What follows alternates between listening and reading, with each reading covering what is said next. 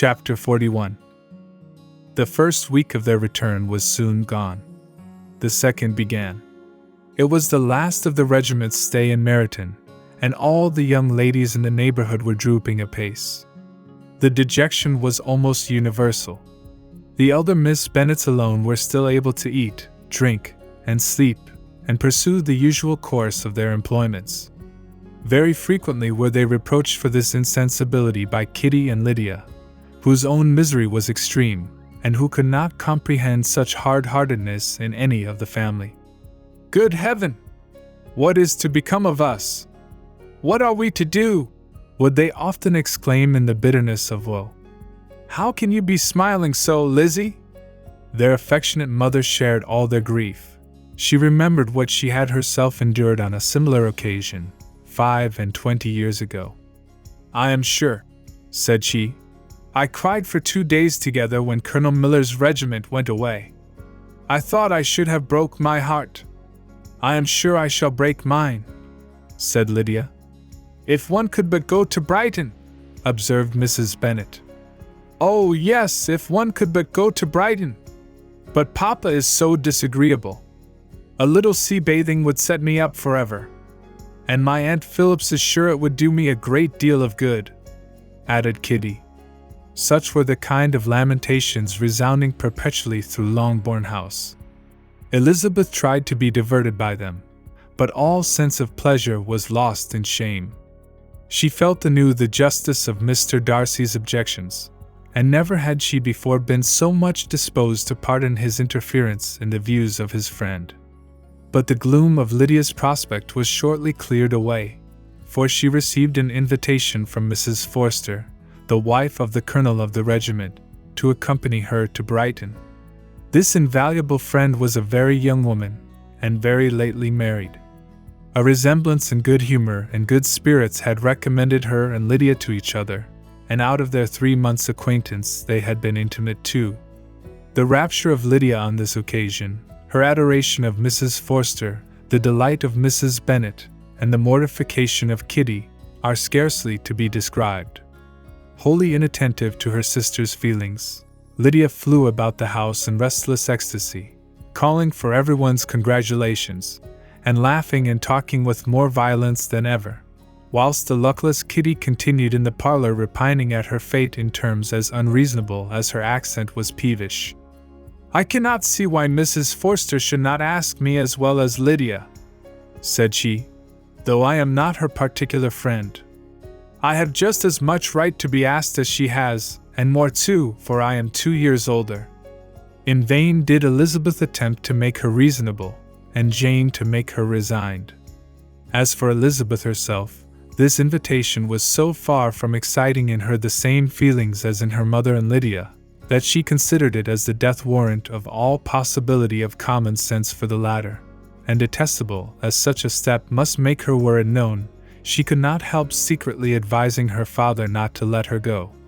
She represented to him all the improprieties of Lydia's general behavior, the little advantage she could derive from the friendship of such a woman as Mrs. Forster, and the probability of her being yet more imprudent with such a companion at Brighton, where the temptations must be greater than at home. He heard her attentively and then said, "Lydia will never be easy till she has exposed herself in some public place or other, and we can never expect her to do it with so little expense or inconvenience to her family as under the present circumstances. If you were aware," said Elizabeth, "of the very great disadvantage to us all, which must arise from the public notice of Lydia's unguarded and imprudent manner, nay, which has already arisen from it, I am sure you would judge differently in the affair." "Already arisen?" repeated Mr. Bennet. "What, has she frightened away some of your lovers? Poor little Lizzie! But do not be cast down. Such squeamish youths as cannot bear to be connected with a little absurdity are not worth a regret.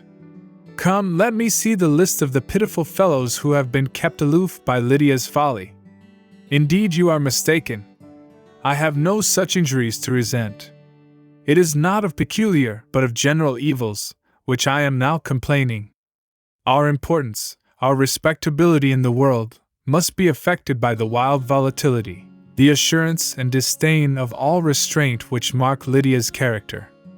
Excuse me, for I must speak plainly. If you, my dear father, will not take the trouble of checking her exuberant spirits, and of teaching her that her present pursuits are not to be the business of her life, she will soon be beyond the reach of amendment. Her character will be fixed, and she will, at 16, be the most determined flirt that ever made herself and her family ridiculous. A flirt, too, in the worst and meanest degree of flirtation, without any attraction beyond youth and a tolerable person, and from the ignorance and emptiness of her mind, wholly unable to ward off any portion of that universal contempt which her rage for admiration will excite. In this danger Kitty is also comprehended. She will follow wherever Lydia leads. Vain, ignorant, idle, and absolutely uncontrolled. Oh, my dear father, can you suppose it possible that they will not be censured and despised wherever they are known, and that their sisters will not be often involved in the disgrace? Mr. Bennet saw that her whole heart was in the subject, and affectionately taking her hand, said in reply, "Do not make yourself uneasy, my love. Wherever you and Jane are known, you must be respected and valued, and you will not appear to less advantage for having a couple of, or I may say, 3 very silly sisters. We shall have no peace at Longbourn if Lydia does not go to Brighton. Let her go then. Colonel Forster is a sensible man, and will keep her out of any real mischief, and she is luckily too poor to be an object of prey to anybody. At Brighton she will be of less importance even as a common flirt than she has been here. The officers will find women better worth their notice. Let us hope, therefore, that her being there may teach her her own insignificance. At any rate, she cannot grow many degrees worse, without authorizing us to lock her up for the rest of her life." With this answer Elizabeth was forced to be content, but her own opinion continued the same, and she left him disappointed and sorry.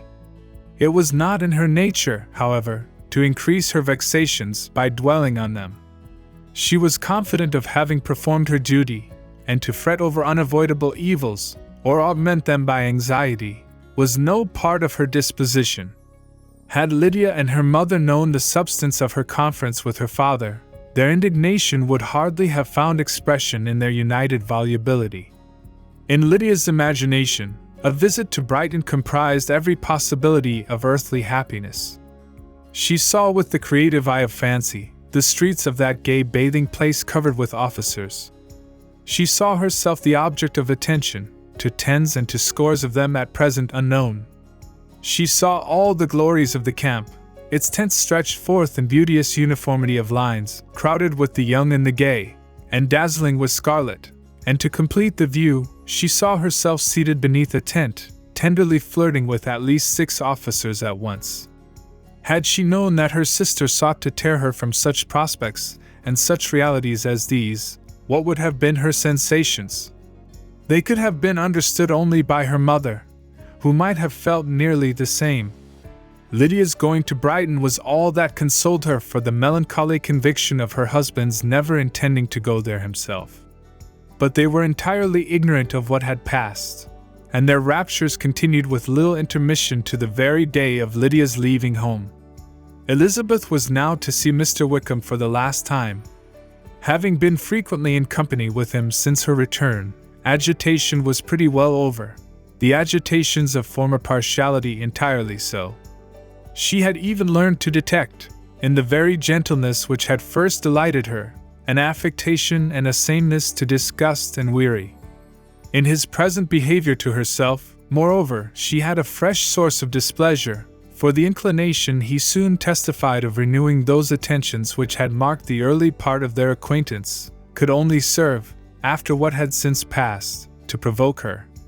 She lost all concern for him in finding herself thus selected as the object of such idle and frivolous gallantry, and while she steadily repressed it, could not but feel the reproof contained in his believing that however long, and for whatever cause, his attentions had been withdrawn, her vanity would be gratified and her preference secured at any time by their renewal.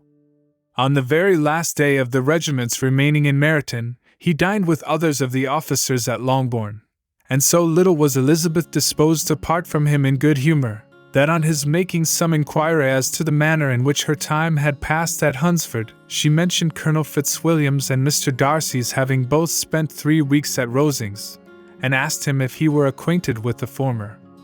He looked surprised, displeased, alarmed, but with a moment's recollection and a returning smile, replied that he had formerly seen him often, and after observing that he was a very gentlemanlike man, asked her how she had liked him. Her answer was warmly in his favor. With an air of indifference he soon afterwards added, "How long did you say that he was at Rosings?" "Nearly 3 weeks." "And you saw him frequently?" "Yes, almost every day." "His manners are very different from his cousin's." "Yes, very different. But I think Mr. Darcy improves on acquaintance." "Indeed!" cried Wickham with a look which did not escape her. "And pray may I ask?" But checking himself, he added in a gayer tone, "Is it in address that he improves? Has he deigned to add aught of civility to his ordinary style? For I dare not hope," he continued in a lower and more serious tone, "that he is improved in essentials." "Oh no," said Elizabeth. "In essentials, I believe, he is very much what he ever was."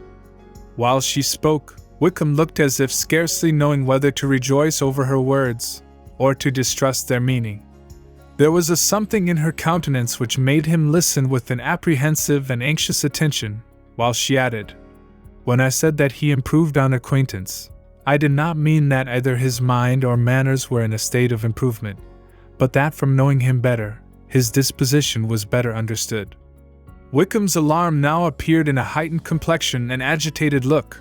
For a few minutes he was silent, till, shaking off his embarrassment, he turned to her again, and said in the gentlest of accents, "You, who so well know my feelings towards Mr. Darcy, will readily comprehend how sincerely I must rejoice that he is wise enough to assume even the appearance of what is right. His pride, in that direction, may be of service, if not to himself, to many others, for it must deter him from such foul misconduct as I have suffered by. I only fear that the sort of cautiousness, to which you, I imagine, have been alluding, is merely adopted on his visits to his aunt, of whose good opinion and judgment he stands much in awe. His fear of her has always operated, I know, when they were together, and a good deal is to be imputed to his wish of forwarding the match with Miss de Bourgh, which I am certain he has very much at heart." Elizabeth could not repress a smile at this, but she answered only by a slight inclination of the head. She saw that he wanted to engage her on the old subject of his grievances, and she was in no humor to indulge him. The rest of the evening passed with the appearance, on his side, of usual cheerfulness, but with no farther attempt to distinguish Elizabeth, and they parted at last with mutual civility, and possibly a mutual desire of never meeting again. When the party broke up, Lydia returned with Mrs. Forster to Meryton, from whence they were to set out early the next morning. The separation between her and her family was rather noisy than pathetic. Kitty was the only one who shed tears, but she did weep from vexation and envy.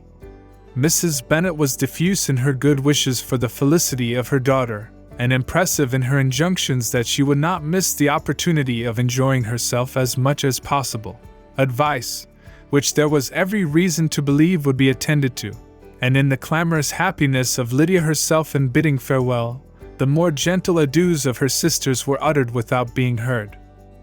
Chapter 42. Had Elizabeth's opinion been all drawn from her own family, she could not have formed a very pleasing picture of conjugal felicity or domestic comfort. Her father, captivated by youth and beauty, and that appearance of good humor which youth and beauty generally give, had married a woman whose weak understanding and illiberal mind had very early in their marriage put an end to all real affection for her. Respect, esteem, and confidence had vanished forever, and all his views of domestic happiness were overthrown. But Mr. Bennet was not of a disposition to seek comfort for the disappointment which his own imprudence had brought on, in any of those pleasures which too often console the unfortunate for their folly or their vice. He was fond of the country and of books, and from these tastes had arisen his principal enjoyments. To his wife he was very little otherwise indebted than as her ignorance and folly had contributed to his amusement. This is not the sort of happiness which a man would in general wish to owe to his wife. But where other powers of entertainment are wanting, the true philosopher will derive benefit from such as are given. Elizabeth, however, had never been blind to the impropriety of her father's behavior as a husband. She had always seen it with pain, but respecting his abilities, and grateful for his affectionate treatment of herself, she endeavored to forget what she could not overlook, and to banish from her thoughts that continual breach of conjugal obligation and decorum which, in exposing his wife to the contempt of her own children, was so highly reprehensible. But she had never felt so strongly as now the disadvantages which must attend the children of so unsuitable a marriage, nor ever been so fully aware of the evils arising from so ill-judged a direction of talents which, rightly used, might at least have preserved the respectability of his daughters, even if incapable of enlarging the mind of his wife. When Elizabeth had rejoiced over Wickham's departure, she found little other cause for satisfaction in the loss of the regiment. Their parties abroad were less varied than before, and at home she had a mother and sister whose constant repinings at the dullness of everything around them threw a real gloom over their domestic circle. And though Kitty might in time regain her natural degree of sense, since the disturbers of her brain were removed, her other sister, from whose disposition greater evil might be apprehended, was likely to be hardened in all her folly and assurance by a situation of such double danger as a watering place and a camp. Upon the whole, therefore, she found, what has been sometimes found before, that an event to which she had looked forward with impatient desire did not, in taking place, bring all the satisfaction she had promised herself. It was consequently necessary to name some other period for the commencement of actual felicity, to have some other point on which her wishes and hopes might be fixed, and by again enjoying the pleasure of anticipation, console herself for the present, and prepare for another disappointment. Her tour to the lakes was now the object of her happiest thoughts. It was her best consolation for all the uncomfortable hours which the discontentedness of her mother and Kitty made inevitable, and could she have included Jane in the scheme, every part of it would have been perfect. But it is fortunate, thought she, that I have something to wish for. Were the whole arrangement complete, my disappointment would be certain. But here, by carrying with me one ceaseless source of regret in my sister's absence, I may reasonably hope to have all my expectations of pleasure realized. A scheme of which every part promises delight can never be successful, and general disappointment is only warded off by the defense of some little peculiar vexation. When Lydia went away, she promised to write very often and very minutely to her mother and Kitty, but her letters were always long expected, and always very short.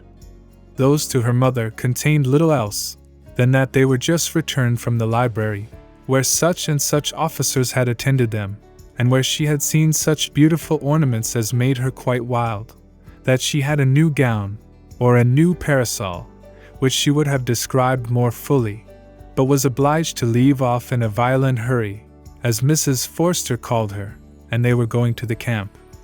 And from her correspondence with her sister there was still less to be learnt for her. Letters to Kitty, though rather longer, were much too full of lines under the words to be made public. After the first fortnight or 3 weeks of her absence, health, good humor, and cheerfulness began to reappear at Longbourn. Everything wore a happier aspect. The families who had been in town for the winter came back again, and summer finery and summer engagements arose. Mrs. Bennet was restored to her usual querulous serenity, and by the middle of June Kitty was so much recovered as to be able to enter Meryton without tears, an event of such happy promise as to make Elizabeth hope that by the following Christmas she might be so tolerably reasonable as not to mention an officer above once a day, unless by some cruel and malicious arrangement at the War Office. Another regiment should be quartered in Meryton. The time fixed for the beginning of their northern tour was now fast approaching, and a fortnight only was wanting of it, when a letter arrived from Mrs. Gardiner, which at once delayed its commencement and curtailed its extent. Mr. Gardiner would be prevented by business from setting out till a fortnight later in July, and must be in London again within a month, and as that left too short a period for them to go so far, and see so much as they had proposed, or at least to see it with the leisure and comfort they had built on, they were obliged to give up the lakes, and substitute a more contracted tour, and according to the present plan, were to go no farther northward than Derbyshire. In that county, there was enough to be seen, to occupy the chief of their 3 weeks, and to Mrs. Gardiner it had a peculiarly strong attraction. The town where she had formerly passed some years of her life, and where they were now to spend a few days, was probably as great an object of her curiosity as all the celebrated beauties of Matlock, Chatsworth, Dovedale, or the Peak. Elizabeth was excessively disappointed. She had set her heart on seeing the lakes, and still thought there might have been time enough. But it was her business to be satisfied, and certainly her temper to be happy, and all was soon right again. With the mention of Derbyshire, there were many ideas connected. It was impossible for her to see the word without thinking of Pemberley and its owner. "But surely," said she, "I may enter his county with impunity, and rob it of a few petrified spars without his perceiving me." The period of expectation was now doubled. 4 weeks were to pass away before her uncle and aunt's arrival. But they did pass away, and Mr. and Mrs. Gardiner, with their 4 children, did at length appear at Longbourn. The children, 2 girls of 6 and 8 years old, and 2 younger boys, were to be left under the particular care of their cousin Jane, who was the general favorite, and whose steady sense and sweetness of temper exactly adapted her for attending to them in every way, teaching them, playing with them, and loving them. The Gardiners stayed only 1 night at Longbourn, and set off the next morning with Elizabeth in pursuit of novelty and amusement. One enjoyment was certain, that of suitableness as companions, a suitableness which comprehended health and temper to bear inconveniences, cheerfulness to enhance every pleasure, and affection and intelligence, which might supply it among themselves if there were disappointments abroad. It is not the object of this work to give a description of Derbyshire, nor of any of the remarkable places through which their route thither lay. Oxford, Blenheim, Warwick, Kenilworth, Birmingham, etc. are sufficiently known. A small part of Derbyshire is all the present concern. To the little town of Lambton, the scene of Mrs. Gardiner's former residence, and where she had lately learned that some acquaintance still remained, they bent their steps, after having seen all the principal wonders of the country. And within 5 miles of Lambton, Elizabeth found from her aunt that Pemberley was situated. It was not in their direct road, nor more than a mile or 2 out of it. In talking over their route the evening before, Mrs. Gardiner expressed an inclination to see the place again. Mr. Gardiner declared his willingness, and Elizabeth was applied to for her approbation. "My love, should not you like to see a place of which you have heard so much?" said her aunt. "A place, too, with which so many of your acquaintance are connected. Wickham passed all his youth there, you know." Elizabeth was distressed. She felt that she had no business at Pemberley, and was obliged to assume a disinclination for seeing it. She must own that she was tired of great houses. After going over so many, she really had no pleasure in fine carpets or satin curtains. Mrs. Gardiner abused her stupidity. "If it were merely a fine house richly furnished," said she, "I should not care about it myself, but the grounds are delightful. They have some of the finest woods in the country." Elizabeth said no more, but her mind could not acquiesce. The possibility of meeting Mr. Darcy, while viewing the place, instantly occurred. It would be dreadful. She blushed at the very idea, and thought it would be better to speak openly to her aunt than to run such a risk. But against this, there were objections, and she finally resolved that it could be the last resource, if her private inquiries as to the absence of the family were unfavorably answered. Accordingly, when she retired at night, she asked the chambermaid whether Pemberley were not a very fine place, what was the name of its proprietor, and with no little alarm, whether the family were down for the summer. A most welcome negative followed the last question, and her alarms being now removed, she was at leisure to feel a great deal of curiosity to see the house herself, and when the subject was revived the next morning, and she was again applied to, could readily answer, and with a proper air of indifference, that she had not really any dislike to the scheme. To Pemberley, therefore, they were to go. Chapter 43.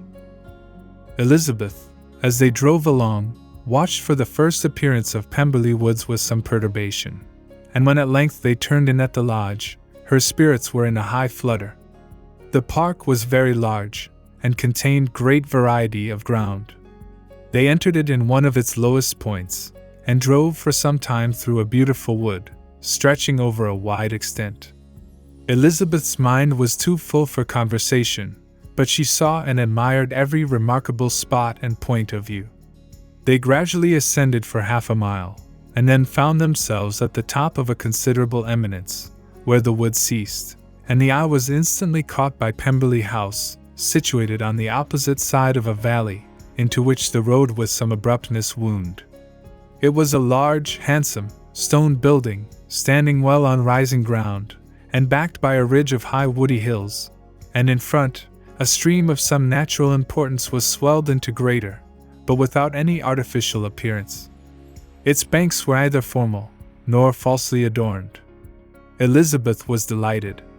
She had never seen a place for which nature had done more, or where natural beauty had been so little counteracted by an awkward taste. They were all of them warm in their admiration, and at that moment she felt that to be mistress of Pemberley might be something. They descended the hill, crossed the bridge, and drove to the door, and while examining the nearer aspect of the house, all her apprehensions of meeting its owner returned. She dreaded lest the chambermaid had been mistaken. On applying to see the place, they were admitted into the hall, and Elizabeth, as they waited for the housekeeper, had leisure to wonder at her being where she was. The housekeeper came, a respectable-looking, elderly woman, much less fine and more civil than she had any notion of finding her. They followed her into the dining parlor. It was a large, well-proportioned room, handsomely fitted up. Elizabeth, after slightly surveying it, went to a window to enjoy its prospect. The hill, crowned with wood, from which they had descended, receiving increased abruptness from the distance, was a beautiful object. Every disposition of the ground was good, and she looked on the whole scene, the river, the trees scattered on its banks, and the winding of the valley, as far as she could trace it, with delight. As they passed into other rooms, these objects were taking different positions, but from every window there were beauties to be seen. The rooms were lofty and handsome, and their furniture suitable to the fortune of their proprietor, but Elizabeth saw, with admiration of his taste, that it was neither gaudy nor uselessly fine, with less of splendor and more real elegance than the furniture of Rosings. And of this place, thought she, I might have been mistress. With these rooms I might now have been familiarly acquainted. Instead of viewing them as a stranger, I might have rejoiced in them as my own, and welcomed to them as visitors my uncle and aunt. But no, recollecting herself, that could never be. My uncle and aunt would have been lost to me. I should not have been allowed to invite them. This was a lucky recollection. It saved her from something like regret. She longed to inquire of the housekeeper whether her master were really absent, but had not courage for it. At length, however, the question was asked by her uncle, and she turned away with alarm, while Mrs. Reynolds replied that he was, adding, But we expect him tomorrow, with a large party of friends. How rejoiced was Elizabeth that their own journey had not by any circumstance been delayed a day. Her aunt now called her to look at a picture. She approached, and saw the likeness of Mr. Wickham suspended, among several other miniatures, over the mantelpiece. Her aunt asked her smilingly how she liked it. The housekeeper came forward, and told them it was the picture of a young gentleman, the son of her late master's steward, who had been brought up by him at his own expense. "He is now gone into the army," she added, "but I am afraid he has turned out very wild." Mrs. Gardiner looked at her niece with a smile, but Elizabeth could not return it. "And that," said Mrs. Reynolds, pointing to another of the miniatures, "is my master, and very like him. It was drawn at the same time as the other, about 8 years ago." "I have heard much of your master's fine person," said Mrs. Gardiner, looking at the picture. "It is a handsome face. But, Lizzie, you can tell us whether it is like or not."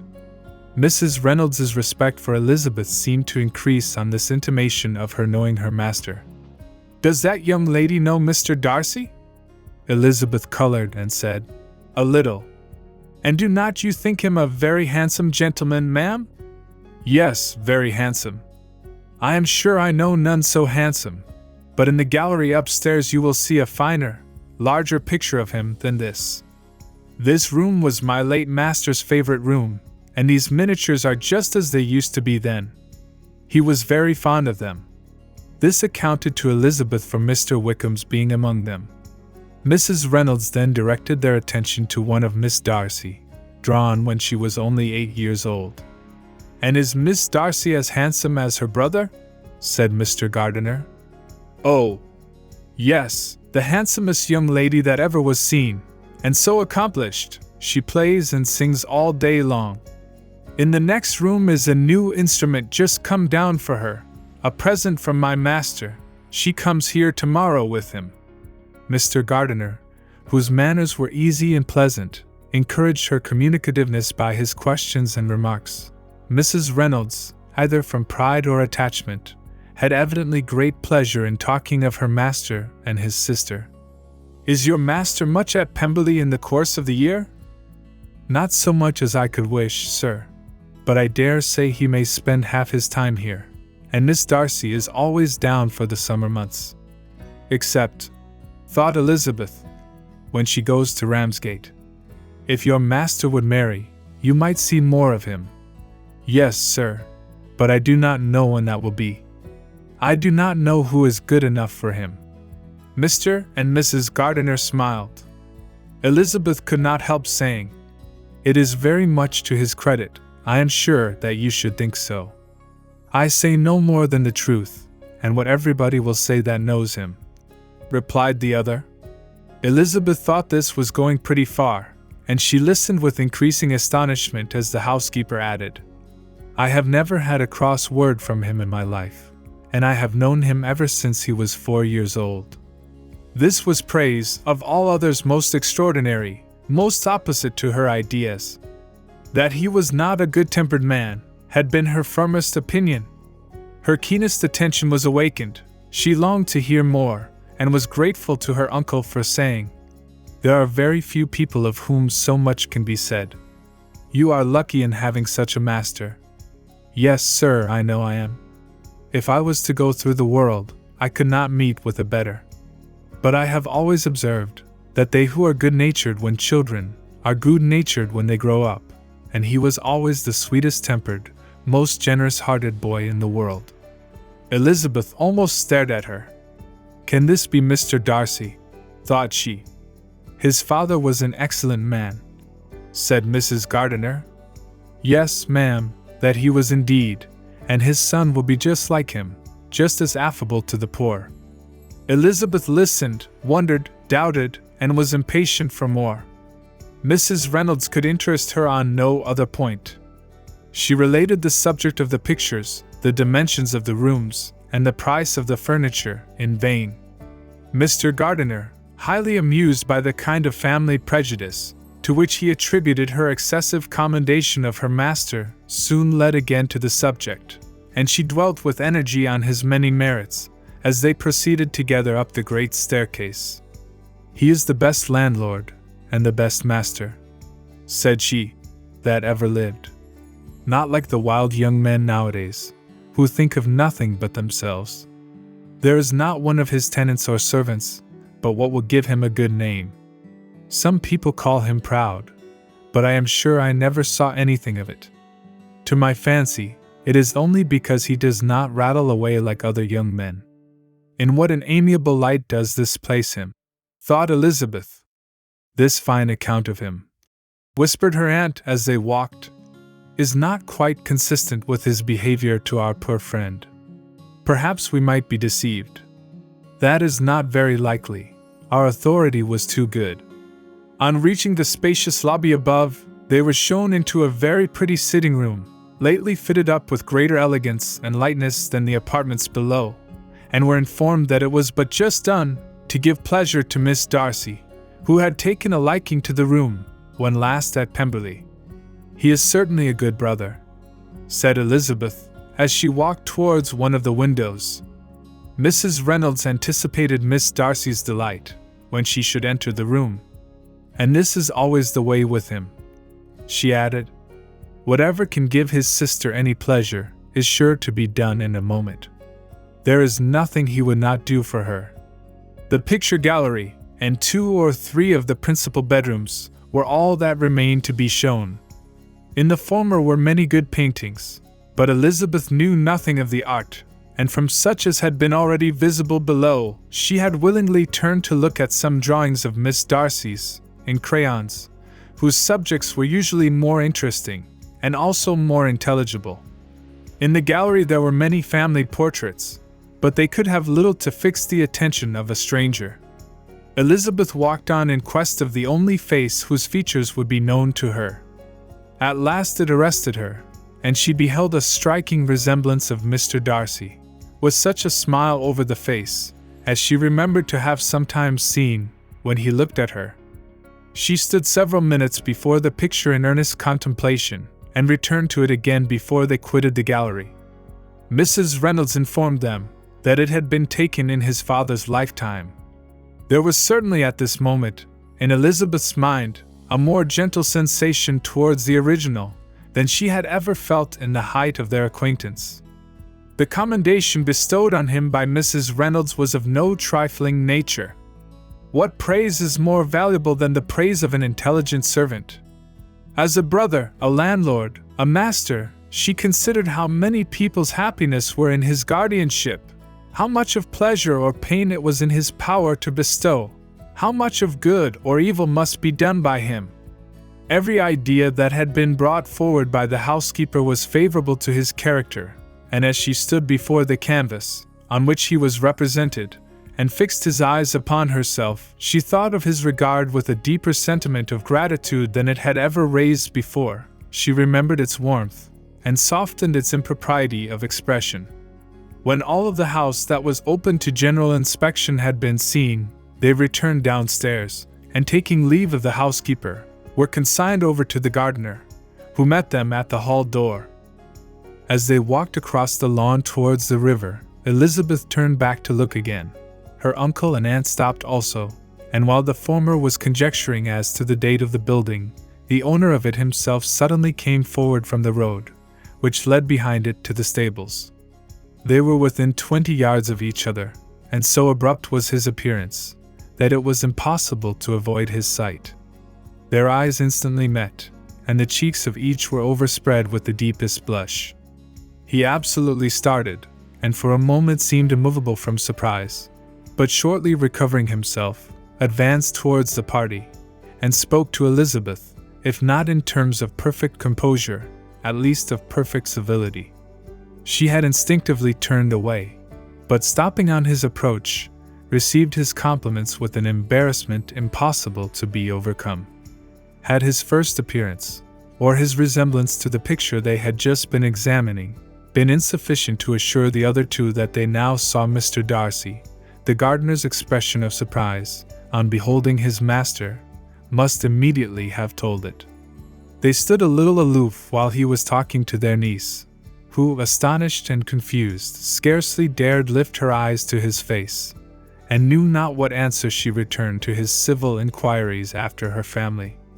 Amazed at the alteration in his manner since they last parted, every sentence that he uttered was increasing her embarrassment, and every idea of the impropriety of her being found there, recurring to her mind, the few minutes in which they continued together, were some of the most uncomfortable of her life.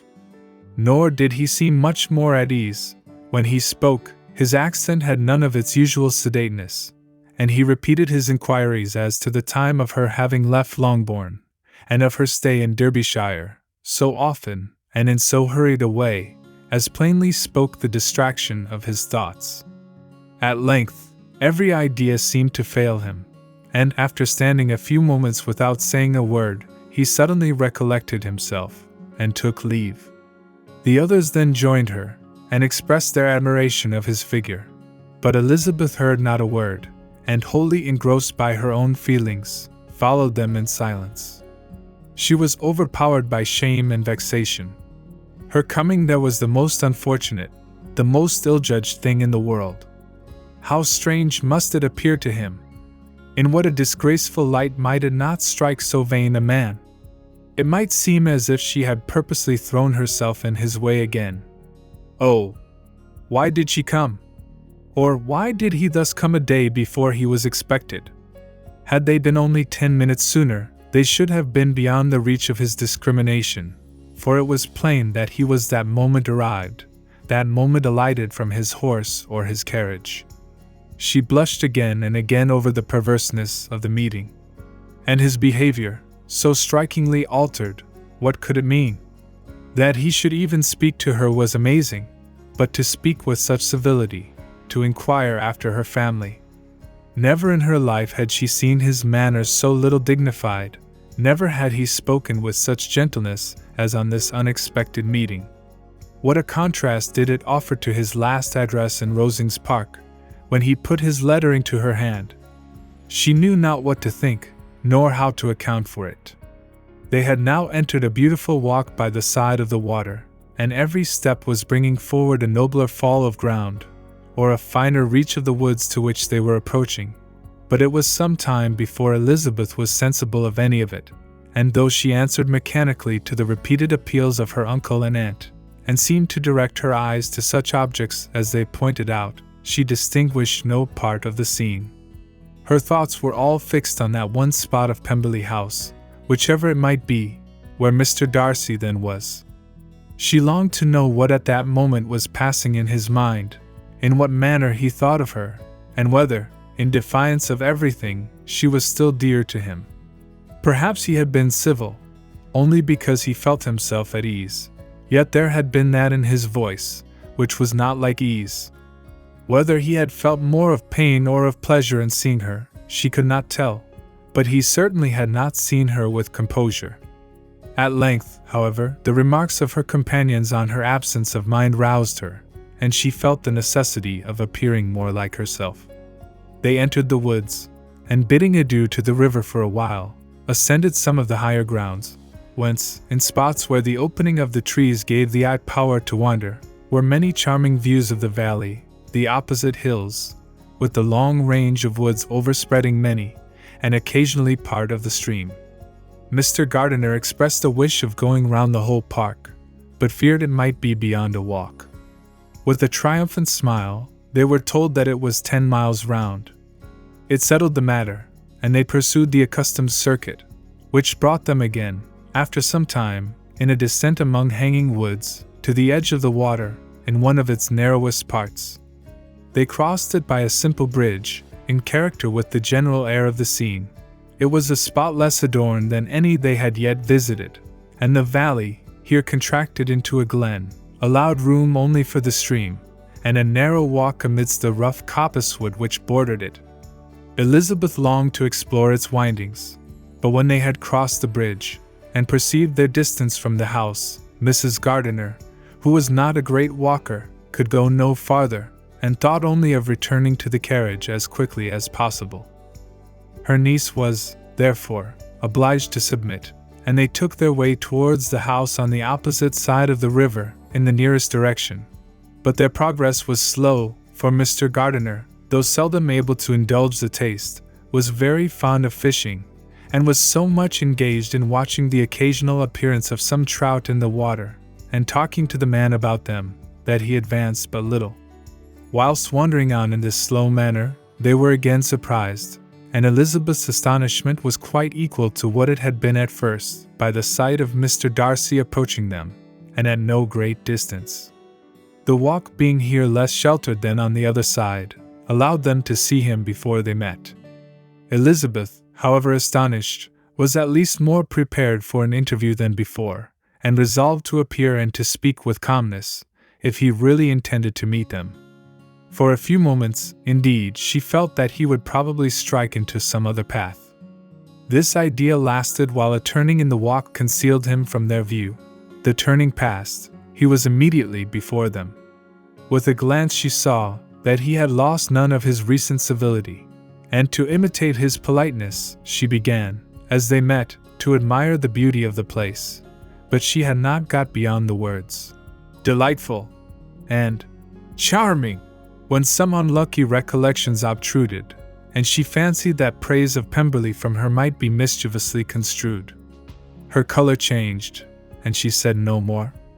Mrs. Gardiner was standing a little behind, and on her pausing, he asked her if she would do him the honor of introducing him to her friends.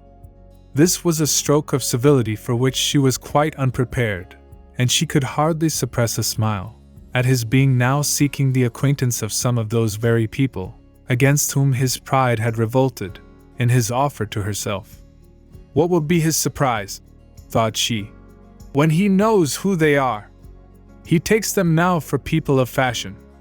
The introduction, however, was immediately made, and as she named their relationship to herself, she stole a sly look at him, to see how he bore it, and was not without the expectation of his decamping as fast as he could from such disgraceful companions. That he was surprised by the connection was evident. He sustained it, however, with fortitude, and so far from going away, turned back with them, and entered into conversation with Mr. Gardiner. Elizabeth could not but be pleased, could not but triumph. It was consoling that he should know she had some relations for whom there was no need to blush. She listened most attentively to all that passed between them, and gloried in every expression, every sentence of her uncle, which marked his intelligence, his taste, or his good manners. The conversation soon turned upon fishing, and she heard Mr. Darcy invite him, with the greatest civility, to fish there as often as he chose, while he continued in the neighborhood, offering at the same time to supply him with fishing tackle, and pointing out those parts of the stream where there was usually most sport. Mrs. Gardiner, who was walking arm in arm with Elizabeth, gave her a look expressive of her wonder. Elizabeth said nothing, but it gratified her exceedingly. The compliment must be all for herself. Her astonishment, however, was extreme, and continually was she repeating, "Why is he so altered? From what can it proceed? It cannot be for me. It cannot be for my sake that his manners are thus softened. My reproofs at Hunsford could not work such a change as this. It is impossible that he should still love me." After walking some time in this way, the two ladies in front, the two gentlemen behind, on resuming their places, after descending to the brink of the river for the better inspection of some curious water plant, there chanced to be a little alteration. It originated in Mrs. Gardiner, who, fatigued by the exercise of the morning, found Elizabeth's arm inadequate to her support, and consequently preferred her husband's. Mr. Darcy took her place by her niece, and they walked on together. After a short silence, the lady first spoke. She wished him to know that she had been assured of his absence before she came to the place, and accordingly began by observing that his arrival had been very unexpected. "For your housekeeper," she added, "informed us that you would certainly not be here till tomorrow, and indeed, before we left Bakewell, we understood that you were not immediately expected in the country." He acknowledged the truth of it all, and said that business with his steward had occasioned his coming forward a few hours before the rest of the party with whom he had been traveling. "They will join me early tomorrow," he continued, "and among them are some who will claim an acquaintance with you, Mr. Bingley and his sisters." Elizabeth answered only by a slight bow. Her thoughts were instantly driven back to the time when Mr. Bingley's name had been last mentioned between them, and if she might judge from his complexion, His mind was not very differently engaged. "There is also one other person in the party," he continued after a pause, "who more particularly wishes to be known to you. Will you allow me, or do I ask too much, to introduce my sister to your acquaintance during your stay at Lambton?" The surprise of such an application was great indeed. It was too great for her to know in what manner she acceded to it. She immediately felt that whatever desire Miss Darcy might have of being acquainted with her must be the work of her brother, and without looking farther, it was satisfactory. It was gratifying to know that his resentment had not made him think really ill of her. They now walked on in silence, each of them deep in thought. Elizabeth was not comfortable, that was impossible, but she was flattered and pleased. His wish of introducing his sister to her was a compliment of the highest kind. They soon outstripped the others, and when they had reached the carriage, Mr. and Mrs. Gardiner were half a quarter of a mile behind. He then asked her to walk into the house, but she declared herself not tired, and they stood together on the lawn. At such a time, much might have been said, and silence was very awkward. She wanted to talk, but there seemed an embargo on every subject. At last she recollected that she had been traveling, and they talked of Matlock and Dovedale with great perseverance. Yet time and her aunt moved slowly, and her patience and her ideas were nearly worn out before the tete-a-tete was over. On Mr. and Mrs. Gardiner's coming up, they were all pressed to go into the house and take some refreshment, but this was declined, and they parted on each side with the utmost politeness. Mr. Darcy handed the ladies into the carriage, and when it drove off, Elizabeth saw him walking slowly towards the house. The observations of her uncle and aunt now began, and each of them pronounced him to be infinitely superior to anything they had expected. "He is perfectly well behaved, polite, and unassuming," said her uncle. "There is something a little stately in him, to be sure," replied her aunt, "but it is confined to his air, and is not unbecoming. I can now say with the housekeeper, that though some people may call him proud, I have seen nothing of it. I was never more surprised than by his behavior to us. It was more than civil, it was really attentive, and there was no necessity for such attention. His acquaintance with Elizabeth was very trifling." "To be sure, Lizzie," said her aunt, "he is not so handsome as Wickham, or rather he has not Wickham's countenance, for his features are perfectly good. But how came you to tell us that he was so disagreeable?" Elizabeth excused herself as well as she could, said that she had liked him better when they met in Kent than before, and that she had never seen him so pleasant as this morning. "But perhaps he may be a little whimsical in his civilities," replied her uncle. "Your great men often are, and therefore I shall not take him at his word about fishing, as he might change his mind another day, and warn me off his grounds." Elizabeth felt that they had entirely mistaken his character, but said nothing. "From what we have seen of him," continued Mrs. Gardiner, "I really should not have thought that he could have behaved in so cruel a way by anybody, as he has done by poor Wickham. He has not an ill-natured look. On the contrary, there is something pleasing about his mouth when he speaks, and there is something of dignity in his countenance that would not give one an unfavorable idea of his heart. But to be sure, the good lady who showed us the house did give him a most flaming character. I could hardly help laughing aloud sometimes. But he is a liberal master, I suppose, and that in the eye of a servant comprehends every virtue." Elizabeth here felt herself called on to say something in vindication of his behavior to Wickham, and therefore gave them to understand, in as guarded a manner as she could, that by what she had heard from his relations in Kent, his actions were capable of a very different construction, and that his character was by no means so faulty, nor Wickham so amiable, as they had been considered in Hertfordshire. In confirmation of this, she related the particulars of all the pecuniary transactions in which they had been connected, without actually naming her authority, but stating it to be such as might be relied on. Mrs. Gardiner was surprised and concerned, but as they were now approaching the scene of her former pleasures, every idea gave way to the charm of recollection, and she was too much engaged in pointing out to her husband all the interesting spots in its environs to think of anything else. Fatigued as she had been by the morning's walk, they had no sooner dined than she set off again in quest of her former acquaintance, and the evening was spent in the satisfactions of an intercourse renewed after many years' discontinuance.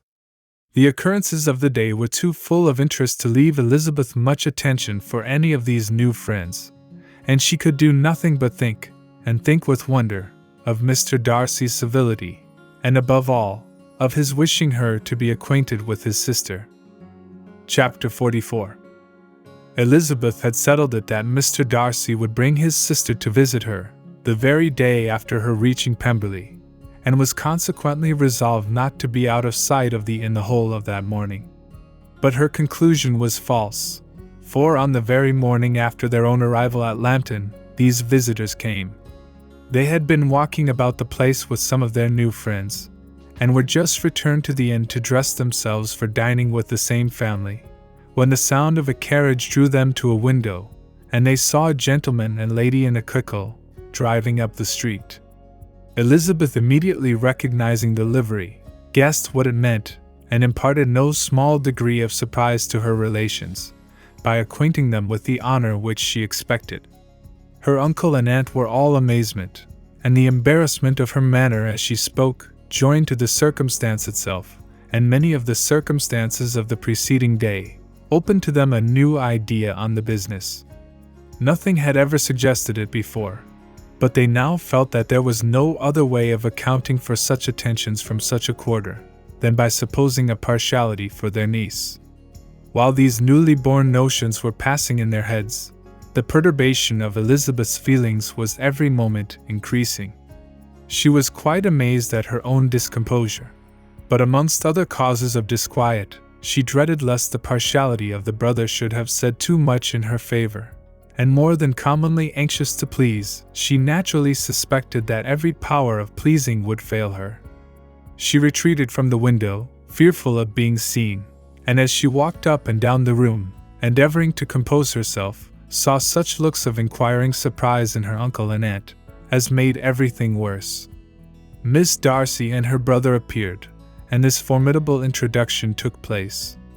With astonishment did Elizabeth see that her new acquaintance was at least as much embarrassed as herself. Since her being at Lambton, she had heard that Miss Darcy was exceedingly proud, but the observation of a very few minutes convinced her that she was only exceedingly shy. She found it difficult to obtain even a word from her beyond a monosyllable. Miss Darcy was tall, and on a larger scale than Elizabeth, and though little more than 16, her figure was formed, and her appearance womanly and graceful. She was less handsome than her brother, but there was sense and good humor in her face, and her manners were perfectly unassuming and gentle. Elizabeth, who had expected to find in her as acute and unembarrassed an observer as ever Mr. Darcy had been, was much relieved by discerning such different feelings. They had not been long together before Darcy told her that Bingley was also coming to wait on her, and she had barely time to express her satisfaction and prepare for such a visitor, when Bingley's quick step was heard on the stairs, and in a moment he entered the room. All Elizabeth's anger against him had been long done away, but, had she still felt any, it could hardly have stood its ground against the unaffected cordiality with which he expressed himself, on seeing her again. He inquired in a friendly, though general way, after her family, and looked and spoke with the same good-humored ease that he had ever done. To Mr. and Mrs. Gardiner he was scarcely a less interesting personage than to herself. They had long wished to see him. The whole party before them, indeed, excited a lively attention. The suspicions which had just arisen of Mr. Darcy and their niece directed their observation towards each with an earnest, though guarded, inquiry, and they soon drew from those inquiries the full conviction that one of them at least knew what it was to love. Of the lady's sensations they remained a little in doubt, but that the gentleman was overflowing with admiration was evident enough. Elizabeth, on her side, had much to do. She wanted to ascertain the feelings of each of her visitors, she wanted to compose her own, and to make herself agreeable to all. And in the latter object, where she feared most to fail, she was most sure of success, for those to whom she endeavored to give pleasure were prepossessed in her favor. Bingley was ready, Georgiana was eager, and Darcy determined to be pleased. In seeing Bingley, her thoughts naturally flew to her sister, and oh, how ardently did she long to know whether any of his were directed in a like manner. Sometimes she could fancy that he talked less than on former occasions, and once or twice pleased herself with the notion that as he looked at her, he was trying to trace a resemblance. But though this might be imaginary, she could not be deceived as to his behavior to Miss Darcy, who had been set up as a rival of Jane. No look appeared on either side that spoke particular regard. Nothing occurred between them that could justify the hopes of his sister. On this point she was soon satisfied, and 2 or 3 little circumstances occurred ere they parted, which, in her anxious interpretation, denoted a recollection of Jane, not untinctured by tenderness, and a wish of saying more that might lead to the mention of her, had he dared. He observed to her, at a moment when the others were talking together, and in a tone which had something of real regret, that it was a very long time since he had had the pleasure of seeing her. And before she could reply, he added, "It is above 8 months. We have not met since the 26th of November, when we were all dancing together at Netherfield." Elizabeth was pleased to find his memory so exact, and he afterwards took occasion to ask her, when unattended to by any of the rest, whether all her sisters were at Longbourn. There was not much in the question, nor in the preceding remark, but there was a look and a manner which gave them meaning. It was not often that she could turn her eyes on Mr. Darcy himself, but whenever she did catch a glimpse, she saw an expression of general complaisance, and in all that he said she heard an accent so far removed from hauteur or disdain of his companions, as convinced her that the improvement of manners which she had yesterday witnessed, however temporary its existence might prove, had at least outlived one day.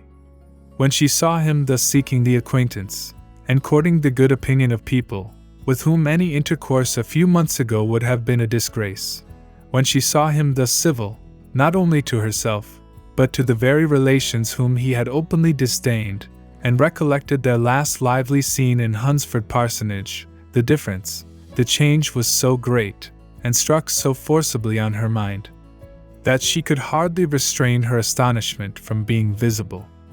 Never, even in the company of his dear friends at Netherfield, or his dignified relations at Rosings, had she seen him so desirous to please, so free from self-consequence, or unbending reserve as now, when no importance could result from the success of his endeavors, and when even the acquaintance of those to whom his attentions were addressed would draw down the ridicule and censure of the ladies both of Netherfield and Rosings.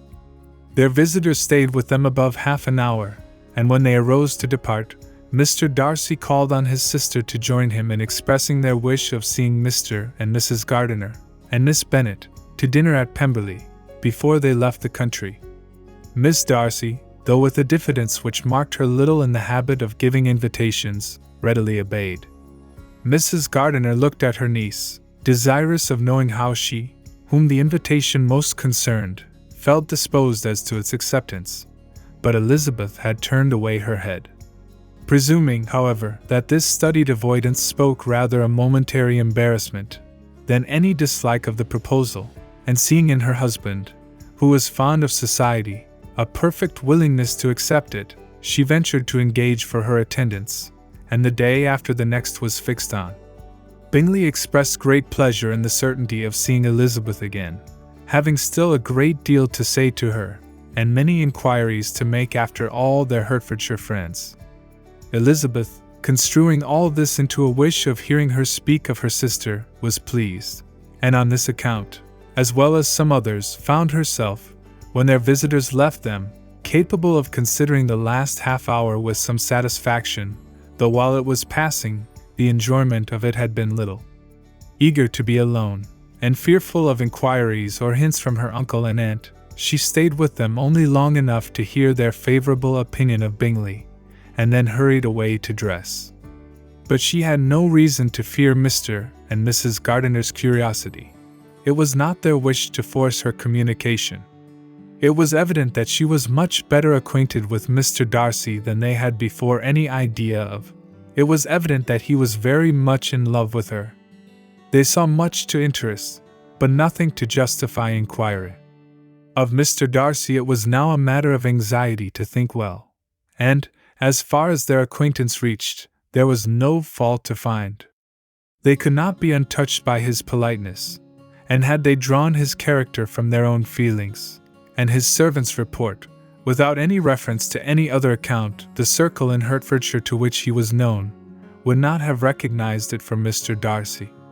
There was now an interest, however, in believing the housekeeper, and they soon became sensible that the authority of a servant who had known him since he was 4 years old, and whose own manners indicated respectability, was not to be hastily rejected. Neither had anything occurred in the intelligence of their Lambton friends that could materially lessen its weight. They had nothing to accuse him of but pride.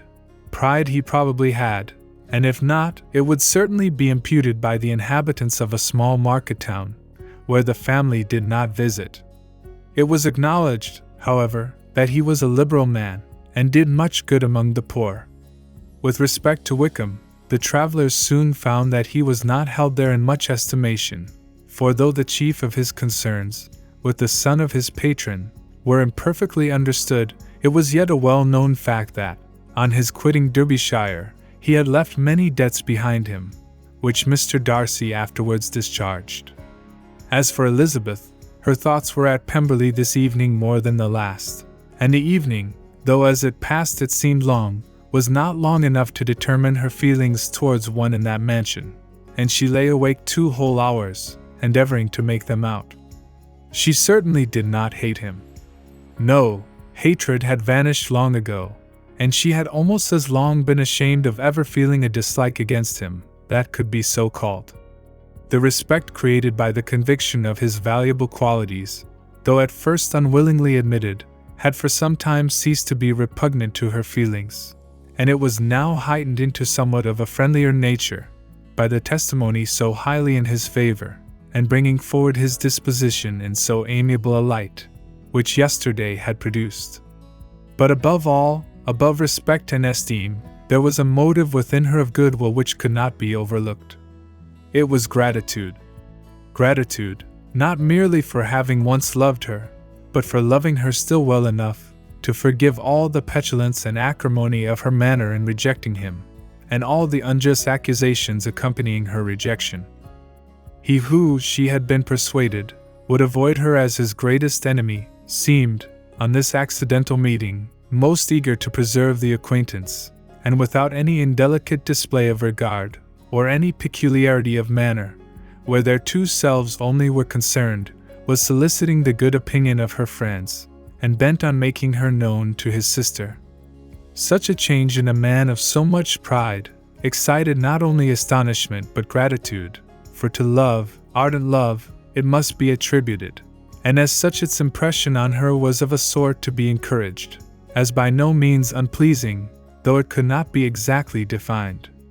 She respected, she esteemed, she was grateful to him, she felt a real interest in his welfare, and she only wanted to know how far she wished that welfare to depend upon herself, and how far it would be for the happiness of both that she should employ the power, which her fancy told her she still possessed, of bringing on the renewal of his addresses.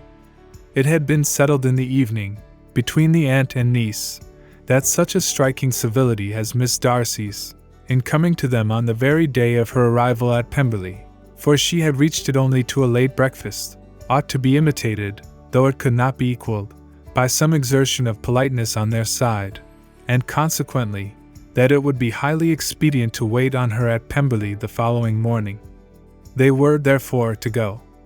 Elizabeth was pleased, though, when she asked herself the reason, she had very little to say in reply. Mr. Gardiner left them soon after breakfast. The fishing scheme had been renewed the day before, and a positive engagement made of his meeting some of the gentlemen at Pemberley by noon. Chapter 45. Convinced as Elizabeth now was that Miss Bingley's dislike of her had originated in jealousy, she could not help feeling how very unwelcome her appearance at Pemberley must be to her, and was curious to know with how much civility on that lady's side the acquaintance would now be renewed. On reaching the house, they were shown through the hall into the saloon, whose northern aspect rendered it delightful for summer. Its windows opening to the ground admitted a most refreshing view of the high woody hills behind the house, and of the beautiful oaks and Spanish chestnuts which were scattered over the intermediate lawn. In this room they were received by Miss Darcy, who was sitting there with Mrs. Hurst and Miss Bingley, and the lady with whom she lived in London. Georgiana's reception of them was very civil, but attended with all that embarrassment which, though proceeding from shyness and the fear of doing wrong, would easily give to those who felt themselves inferior the belief of her being proud and reserved. Mrs. Gardiner and her niece, however, did her justice, and pitied her. By Mrs. Hurst and Miss Bingley, they were noticed only by a curtsy, and on their being seated, a pause, awkward as such pauses must always be, succeeded for a few moments. It was first broken by Mrs. Annesley, a genteel, agreeable-looking woman, whose endeavor to introduce some kind of discourse proved her to be more truly well-bred than either of the others, and between her and Mrs. Gardiner, with occasional help from Elizabeth, the conversation was carried on. Miss Darcy looked as if she wished for courage enough to join in it, and sometimes did venture a short sentence, when there was least danger of its being heard. Elizabeth soon saw that she was herself closely watched by Miss Bingley, and that she could not speak a word, especially to Miss Darcy, without calling her attention. This observation would not have prevented her from trying to talk to the latter, had they not been seated at an inconvenient distance, but she was not sorry to be spared the necessity of saying much. Her own thoughts were employing her. She expected every moment that some of the gentlemen would enter the room. She feared that the master of the house might be amongst them, and whether she wished or feared it most, she could scarcely determine.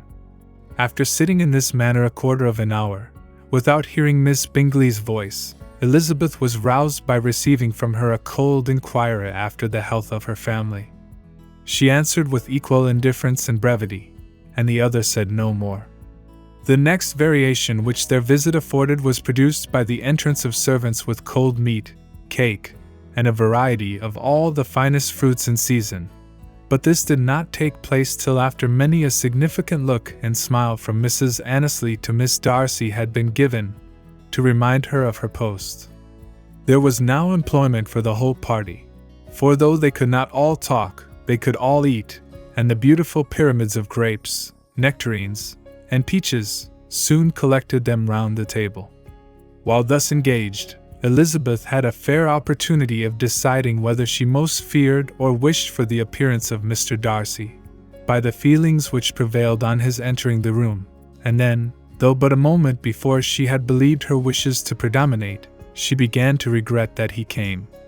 He had been some time with Mr. Gardiner, who, with 2 or 3 other gentlemen from the house, was engaged by the river, and had left him only on learning that the ladies of the family intended a visit to Georgiana that morning.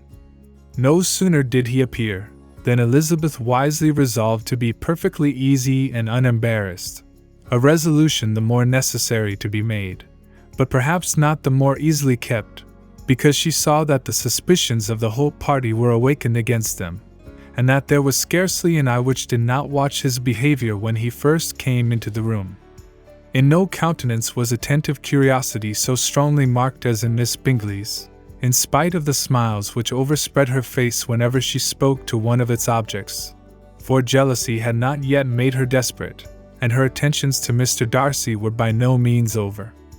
Miss Darcy, on her brother's entrance, exerted herself much more to talk, and Elizabeth saw that he was anxious for his sister and herself to get acquainted, and forwarded, as much as possible, every attempt at conversation on either side.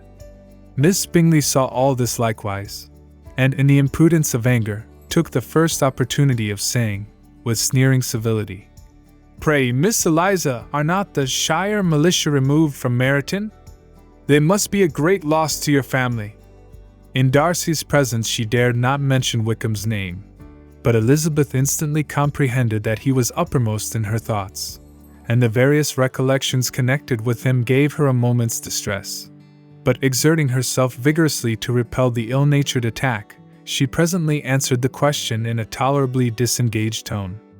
While she spoke, an involuntary glance showed her Darcy with a heightened complexion, earnestly looking at her, and his sister overcome with confusion, and unable to lift up her eyes. Had Miss Bingley known what pain she was then giving her beloved friend, she undoubtedly would have refrained from the hint, but she had merely intended to discompose Elizabeth, by bringing forward the idea of a man to whom she believed her partial, to make her betray a sensibility which might injure her in Darcy's opinion, and perhaps to remind the latter of all the follies and absurdities by which some part of her family were connected with that corps. Not a syllable had ever reached her of Miss Darcy's meditated elopement. To no creature had it been revealed, where secrecy was possible, except to Elizabeth, and from all Bingley's connections her brother was particularly anxious to conceal it, from that very wish which Elizabeth had long ago attributed to him, of their becoming hereafter her own. He had certainly formed such a plan, and without meaning that it should affect his endeavor to separate him from Miss Bennet, it is probable that it might add something to his lively concern for the welfare of his friend. Elizabeth's collected behavior, however, soon quieted his emotion, and as Miss Bingley, vexed and disappointed, dared not approach nearer to Wickham, Georgiana also recovered in time, though not enough to be able to speak any more. Her brother, whose eye she feared to meet, scarcely recollected her interest in the affair, and the very circumstance which had been designed to turn his thoughts from Elizabeth seemed to have fixed them on her more and more cheerfully. Their visit did not continue long after the question and answer above mentioned, and while Mr. Darcy was attending them to their carriage, Miss Bingley was venting her feelings and criticisms on Elizabeth's person, behavior, and dress. But Georgiana would not join her. Her brother's recommendation was enough to ensure her favor. His judgment could not err, and he had spoken in such terms of Elizabeth as to leave Georgiana without the power of finding her otherwise than lovely and amiable. When Darcy returned to the saloon, Miss Bingley could not help repeating to him some part of what she had been saying to his sister. "How very ill Eliza Bennet looks this morning, Mr. Darcy," she cried. "I never in my life saw anyone so much altered as she is since the winter. She is grown so brown and coarse. Louisa and I were agreeing that we should not have known her again." However little Mr. Darcy might have liked such an address, he contented himself with coolly replying that he perceived no other alteration than her being rather tanned, no miraculous consequence of traveling in the summer. "For my own part," she rejoined, "I must confess that I never could see any beauty in her. Her face is too thin, her complexion has no brilliancy, and her features are not at all handsome. Her nose wants character, there is nothing marked in its lines. Her teeth are tolerable, but not out of the common way, and as for her eyes, which have sometimes been called so fine, I never could perceive anything extraordinary in them. They have a sharp, shrewish look, which I do not like at all, and in her air altogether there is a self-sufficiency without fashion, which is intolerable." Persuaded as Miss Bingley was that Darcy admired Elizabeth, this was not the best method of recommending herself, but angry people are not always wise, and in seeing him at last look somewhat nettled, she had all the success she expected. He was resolutely silent, however, and from a determination of making him speak, she continued, "I remember, when we first knew her in Hertfordshire, how amazed we all were to find that she was a reputed beauty, and I particularly recollect your saying one night, after they had been dining at Netherfield, 'She a beauty, I should as soon call her mother a wit.'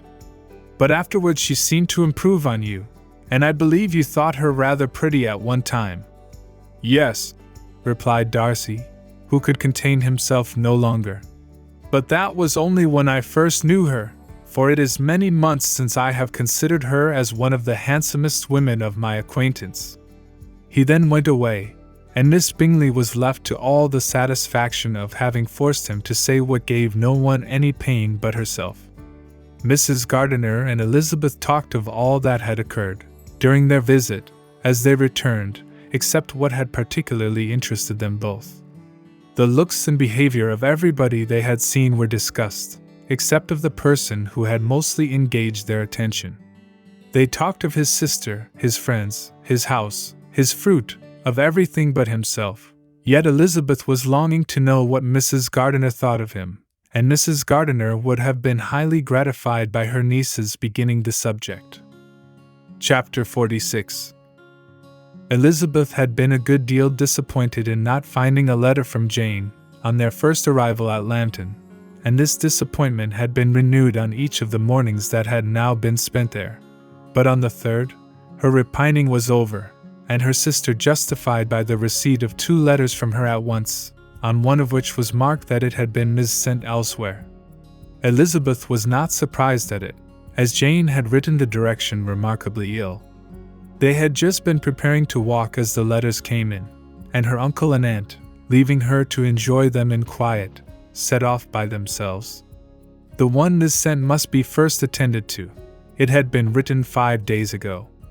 The beginning contained an account of all the little parties and engagements, with such news as the country afforded, but the latter half, which was dated a day later, and written in evident agitation, gave more important intelligence. It was to this effect: "Since writing the above, dearest Lizzie, something has occurred of a most unexpected and serious nature, but I am afraid of alarming you. Be assured that we are all well. What I have to say relates to poor Lydia. An express came at 12 last night, just as we were all gone to bed, from Colonel Forster, to inform us that she was gone off to Scotland with one of his officers. To own the truth, with Wickham. Imagine our surprise. To Kitty, however, it does not seem so wholly unexpected. I am very, very sorry. So imprudent a match on both sides, but I am willing to hope the best, and that his character has been misunderstood. Thoughtless and indiscreet, I can easily believe him, but this step, and let us rejoice over it, marks nothing bad at heart. His choice is disinterested at least, for he must know my father can give her nothing. Our poor mother is sadly grieved. My father bears it better. How thankful am I that we never let them know what has been said against him. We must forget it ourselves. They were off Saturday night about 12, as is conjectured, but were not missed till yesterday morning at 8. The express was sent off directly. My dear Lizzie, they must have passed within 10 miles of us. Colonel Forster gives us reason to expect him here soon. Lydia left a few lines for his wife, informing her of their intention. I must conclude, for I cannot be long from my poor mother. I am afraid you will not be able to make it out, but I hardly know what I have written. Without allowing herself time for consideration, and scarcely knowing what she felt, Elizabeth, on finishing this letter, instantly seized the other, and opening it with the utmost impatience, read as follows. It had been written a day later than the conclusion of the first. By this time, my dearest sister, you have received my hurried letter. I wish this may be more intelligible, but though not confined for time, my head is so bewildered that I cannot answer for being coherent. Dearest Lizzie, I hardly know what I would write, but I have bad news for you, and it cannot be delayed. Imprudent as a marriage between Mr. Wickham and our poor Lydia would be, we are now anxious to be assured it has taken place, for there is but too much reason to fear they are not gone to Scotland. Colonel Forster came yesterday, having left Brighton the day before, not many hours after the express. Though Lydia's short letter to Mrs. F. gave them to understand that they were going to Gretna Green, something was dropped by Denny expressing his belief that W. never intended to go there, or to marry Lydia at all, which was repeated to Colonel F., who, instantly taking the alarm, set off from B., intending to trace their route. He did trace them easily to Clapham, but no farther, for on entering that place they removed into a hackney coach and dismissed the chaise that brought them from Epsom. All that is known after this is, that they were seen to continue the London road. I know not what to think. After making every possible inquiry on that side London, Colonel F. came on into Hertfordshire, anxiously renewing them at all the turnpikes, and at the inns in Barnet and Hatfield, but without any success. No such people had been seen to pass through. With the kindest concern he came on to Longbourn, and broke his apprehensions to us in a manner most creditable to his heart. I am sincerely grieved for him and Mrs. F., but no one can throw any blame on them. Our distress, my dear Lizzie, is very great. My father and mother believe the worst, but I cannot think so ill of him. Many circumstances might make it more eligible for them to be married privately in town than to pursue their first plan. And even if he could form such a design against a young woman of Lydia's connections, which is not likely, can I suppose her so lost to everything? Impossible. I grieve to find, however, that Colonel F. is not disposed to depend upon their marriage. He shook his head when I expressed my hopes, and said he feared W. was not a man to be trusted. My poor mother is really ill and keeps her room. Could she exert herself it would be better, but this is not to be expected, and as to my father, I never in my life saw him so affected.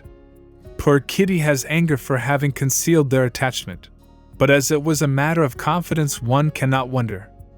I am truly glad, dearest Lizzie, that you have been spared something of these distressing scenes, but now as the first shock is over, shall I own that I long for your return? I am not so selfish, however, as to press for it, if inconvenient. Adieu. I take up my pen again to do what I have just told you I would not, but circumstances are such that I cannot help earnestly begging you all to come here as soon as possible. I know my dear uncle and aunt so well that I am not afraid of requesting it, though I have still something more to ask of the former. My father is going to London with Colonel Forster instantly, to try to discover her. What he means to do, I am sure I know not, but his excessive distress will not allow him to pursue any measure in the best and safest way, and Colonel Forster is obliged to be at Brighton again tomorrow evening. In such an exigence my uncle's advice and assistance would be everything in the world. He will immediately comprehend what I must feel, and I rely upon his goodness. Oh, where is my uncle? Cried Elizabeth, darting from her seat as she finished the letter, in eagerness to follow him, without losing a moment of the time so precious. But as she reached the door, it was opened by a servant, and Mr. Darcy appeared. Her pale face and impetuous manner made him start, and before he could recover himself enough to speak, she, in whose mind every idea was superseded by Lydia's situation, hastily exclaimed, "I beg your pardon, but I must leave you. I must find Mr. Gardiner this moment, on business that cannot be delayed. I have not an instant to lose." "Good God! What is the matter?" cried he, with more feeling than politeness. Then recollecting himself, "I will not detain you a minute, but let me, or let the servant, go after Mr. and Mrs. Gardiner. You are not well enough, you cannot go yourself." Elizabeth hesitated, but her knees trembled under her, and she felt how little would be gained by her attempting to pursue them. Calling back the servant, therefore, she commissioned him, though in so breathless an accent as made her almost unintelligible, to fetch his master and mistress home, instantly. On his quitting the room, she sat down, unable to support herself, and looking so miserably ill, that it was impossible for Darcy to leave her, or to refrain from saying, in a tone of gentleness and commiseration, "Let me call your maid. Is there nothing you could take, to give you present relief? A glass of wine. Shall I get you one? You are very ill." "No, I thank you," she replied, endeavoring to recover herself. "There is nothing the matter with me. I am quite well. I am only distressed by some dreadful news which I have just received from Longbourn." She burst into tears as she alluded to it, and for a few minutes could not speak another word. Darcy, in wretched suspense, could only say something indistinctly of his concern, and observe her in compassionate silence. At length she spoke again. "I have just had a letter from Jane, with such dreadful news. It cannot be concealed from anyone. My youngest sister has left all her friends, has eloped, has thrown herself into the power of Mr. Wickham. They are gone off together from Brighton. You know him too well to doubt the rest. She has no money, no connections, nothing that can tempt him to. She is lost forever." Darcy was fixed in astonishment. "When I consider," she added, in a yet more agitated voice, "that I might have prevented it, I who knew what he was. Had I but explained some part of it only, some part of what I learnt, to my own family. Had his character been known, this could not have happened. But it is all too late now. I am grieved indeed," cried Darcy. Grieved, shocked. "But is it certain, absolutely certain?"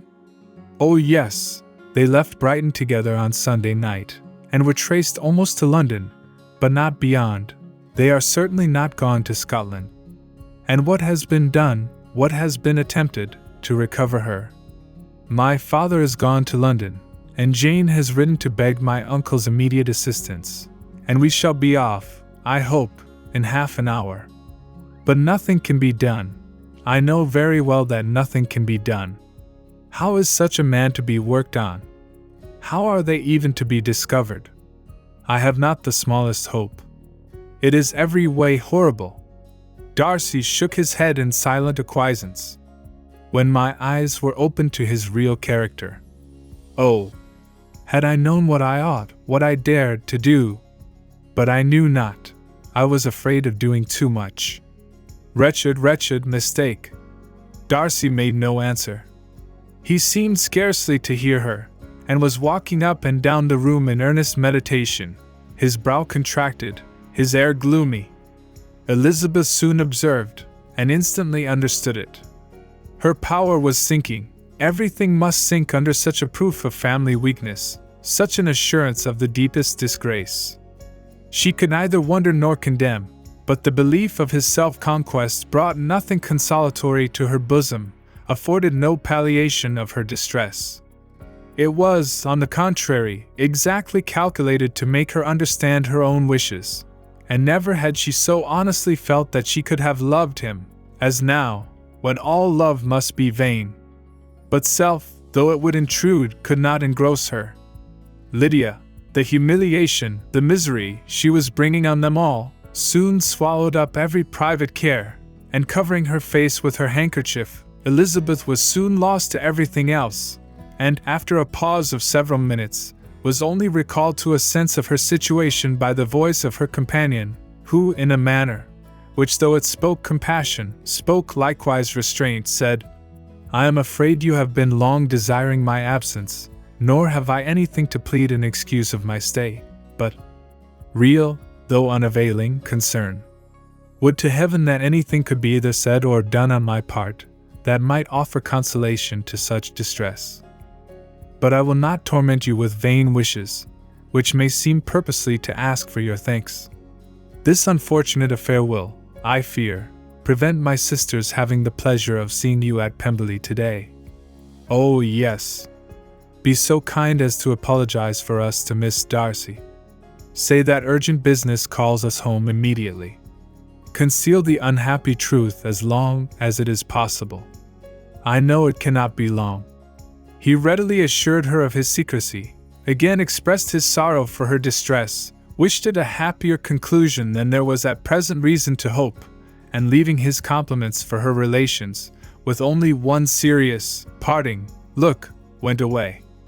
As he quitted the room, Elizabeth felt how improbable it was that they should ever see each other again on such terms of cordiality as had marked their several meetings in Derbyshire, and as she threw a retrospective glance over the whole of their acquaintance, so full of contradictions and varieties, sighed at the perverseness of those feelings which would now have promoted its continuance, and would formerly have rejoiced in its termination. If gratitude and esteem are good foundations of affection, Elizabeth's change of sentiment will be neither improbable nor faulty.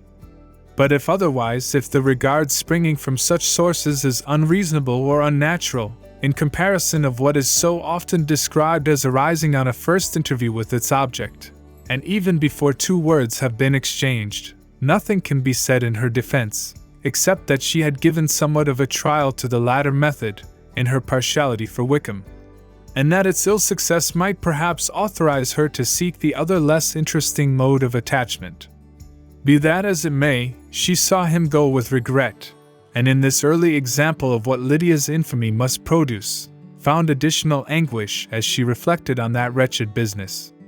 Never, since reading Jane's second letter, had she entertained a hope of Wickham's meaning to marry her. No one but Jane, she thought, could flatter herself with such an expectation. Surprise was the least of her feelings on this development. While the contents of the first letter remained on her mind, she was all surprise, all astonishment that Wickham should marry a girl whom it was impossible he could marry for money, and how Lydia could ever have attached him had appeared incomprehensible. But now it was all too natural.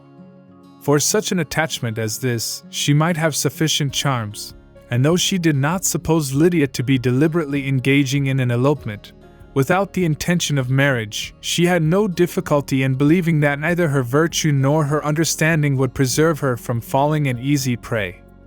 She had never perceived, while the regiment was in Hertfordshire, that Lydia had any partiality for him, but she was convinced that Lydia had wanted only encouragement to attach herself to anybody.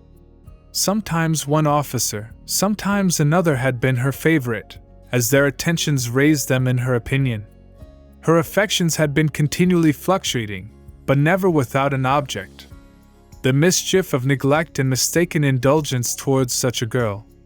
Oh, how acutely did she now feel it! She was wild to be at home, to hear, to see, to be upon the spot, to share with Jane in the cares that must now fall wholly upon her, in a family so deranged, a father absent, a mother incapable of exertion, and requiring constant attendance.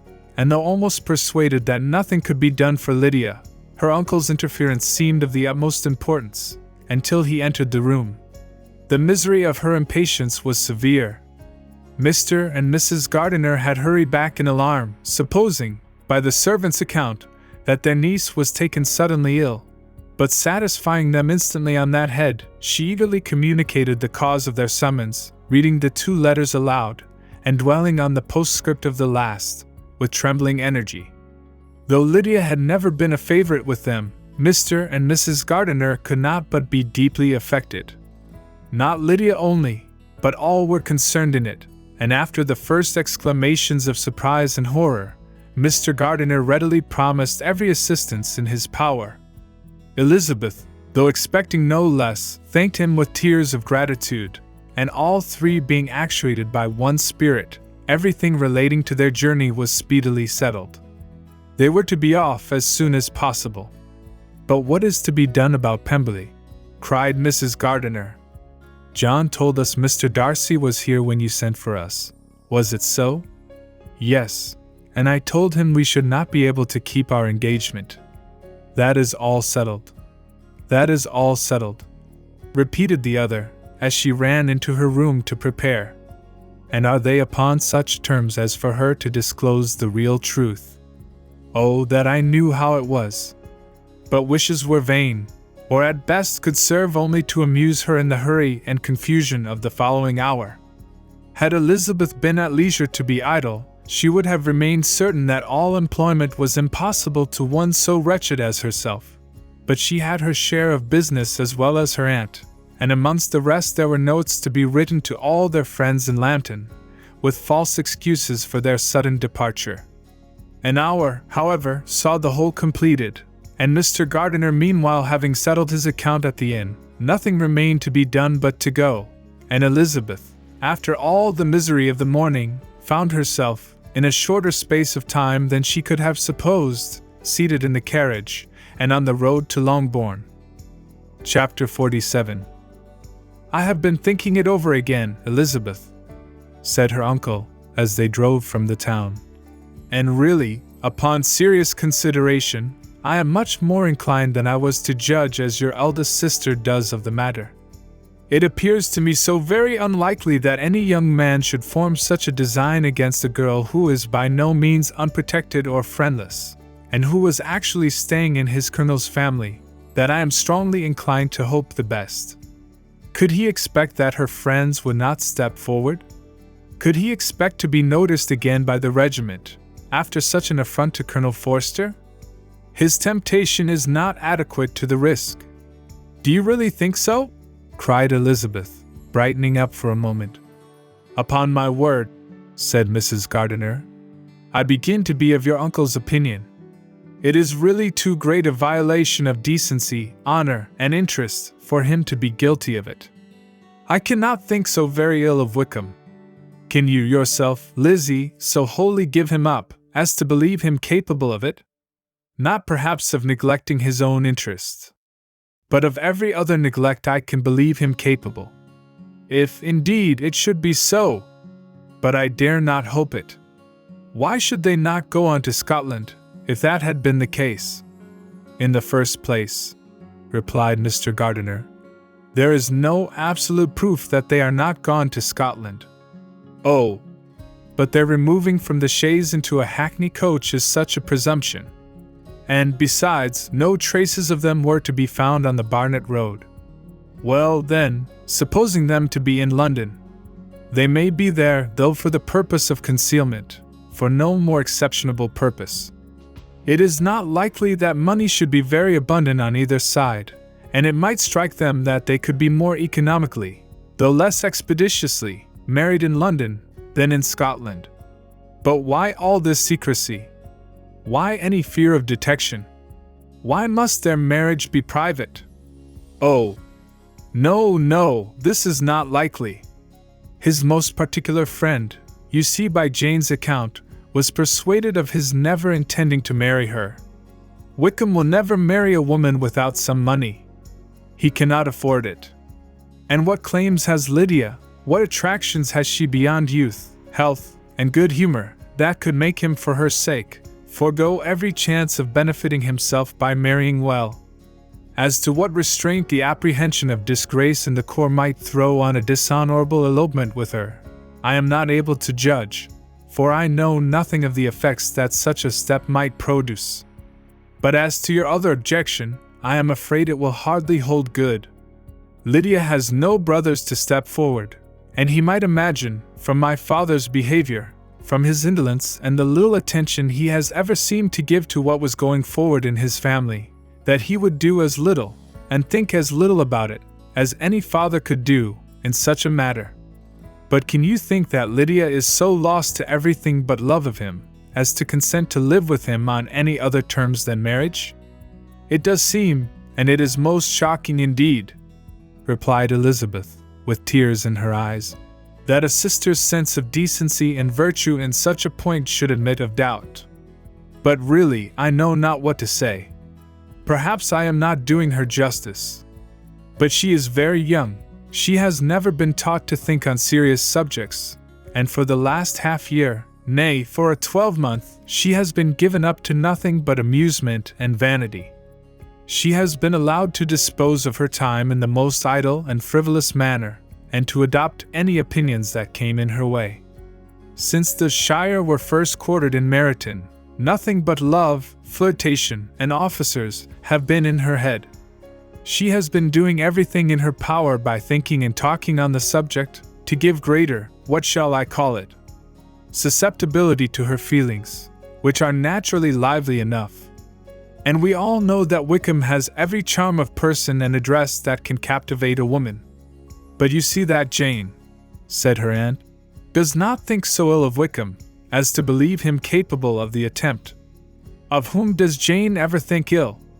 And who is there, whatever might be their former conduct, that she would believe capable of such an attempt, till it were proved against them? But Jane knows, as well as I do, what Wickham really is. We both know that he has been profligate in every sense of the word, that he has neither integrity nor honor, that he is as false and deceitful as he is insinuating. And do you really know all this? Cried Mrs. Gardiner, whose curiosity as to the mode of her intelligence was all alive. "I do indeed," replied Elizabeth, coloring. "I told you the other day of his infamous behavior to Mr. Darcy, and you yourself, when last at Longbourn, heard in what manner he spoke of the man who had behaved with such forbearance and liberality towards him. And there are other circumstances which I am not at liberty, which it is not worth while to relate, but his lies about the whole Pemberley family are endless. From what he said of Miss Darcy, I was thoroughly prepared to see a proud, reserved, disagreeable girl. Yet he knew to the contrary himself. He must know that she was as amiable and unpretending as we have found her. But does Lydia know nothing of this? Can she be ignorant of what you and Jane seem so well to understand? Oh yes, that is the worst of all. Till I was in Kent, and saw so much both of Mr. Darcy and his relation, Colonel Fitzwilliam, I was ignorant of the truth myself. And when I returned home, the Shire was to leave Meryton in a week or fortnight's time.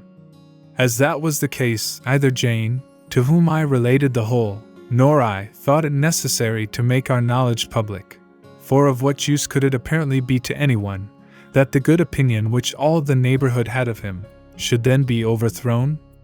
And even when it was settled that Lydia should go with Mrs. Forster, the necessity of opening her eyes to his character never occurred to me. That she could be in any danger from the deception never entered my head. That such a consequence as this should ensue, you may easily believe was far enough from my thoughts. When they all removed to Brighton, therefore, you had no reason, I suppose, to believe them fond of each other. Not the slightest. I can remember no symptom of affection on either side, and had anything of the kind been perceptible, you must be aware that ours is not a family on which it could be thrown away. When first he entered the corps, she was ready enough to admire him, but so we all were. Every girl in, or near Meryton, was out of her senses about him for the first 2 months, but he never distinguished her by any particular attention, and consequently, after a moderate period of extravagant and wild admiration, her fancy for him gave way, and others of the regiment, who treated her with more distinction, again became her favorites. It may be easily believed that however little of novelty could be added to their fears, hopes, and conjectures on this interesting subject by its repeated discussion, no other could detain them from it long during the whole of the journey. From Elizabeth's thoughts it was never absent. Fixed there by the keenest of all anguish, self-reproach, she could find no interval of ease or forgetfulness. They traveled as expeditiously as possible, and sleeping one night on the road, reached Longbourn by dinner-time the next day. It was a comfort to Elizabeth to consider that Jane could not have been wearied by long expectations. The little gardeners, attracted by the sight of a chaise, were standing on the steps of the house as they entered the paddock, and when the carriage drove up to the door, the joyful surprise that lighted up their faces and displayed itself over their whole bodies in a variety of capers and frisks was the first pleasing earnest of their welcome. Elizabeth jumped out, and after giving each of them a hasty kiss, hurried into the vestibule, where Jane, who came running downstairs from her mother's apartment, immediately met her. Elizabeth, as she affectionately embraced her, whilst tears filled the eyes of both, lost not a moment in asking whether anything had been heard of the fugitives. "Not yet," replied Jane. "But now that my dear uncle is come, I hope everything will be well. Is my father in town?" "Yes, he went on Tuesday as I wrote you word." "And have you heard from him often?" "We have heard only once. He wrote me a few lines on Wednesday, to say that he had arrived in safety, and to give me his directions, which I particularly begged him to do. He merely added that he should not write again till he had something of importance to mention." "And my mother, how is she? How are you all?" "My mother is tolerably well, I trust, though her spirits are greatly shaken. She is upstairs, and will have great satisfaction in seeing you all. She does not yet leave her dressing room. Mary and Kitty, thank heaven, are quite well. But you, how are you? cried Elizabeth. "You look pale. How much you must have gone through." Her sister, however, assured her of her being perfectly well, and their conversation, which had been passing while Mr. and Mrs. Gardiner were engaged with their children, was now put an end to by the approach of the whole party. Jane ran to her uncle and aunt, and welcomed and thanked them both, with alternate smiles and tears. When they were all in the drawing room, the questions which Elizabeth had already asked were of course repeated by the others, and they soon found that Jane had no intelligence to give. The sanguine hope of good, however, which the benevolence of her heart suggested, had not yet deserted her. She still expected that it would all end well, and that every morning would bring some letter, either from Lydia or her father, to explain their proceedings, and perhaps announce the marriage. Mrs. Bennet, to whose apartment they all repaired, after a few minutes' conversation together, received them exactly as might be expected, with tears and lamentations of regret, invectives against the villainous conduct of Wickham, and complaints of her own sufferings and ill usage, blaming everybody but the person to whose ill-judging indulgence the errors of her daughter must be principally owing. "If I had been able," said she, "to carry my point of going to Brighton, with all my family, this would not have happened. But poor dear Lydia had nobody to take care of her. Why did the Forsters ever let her go out of their sight? I am sure there was some great neglect or other on their side, for she is not the kind of girl to do such a thing if she had been well looked after.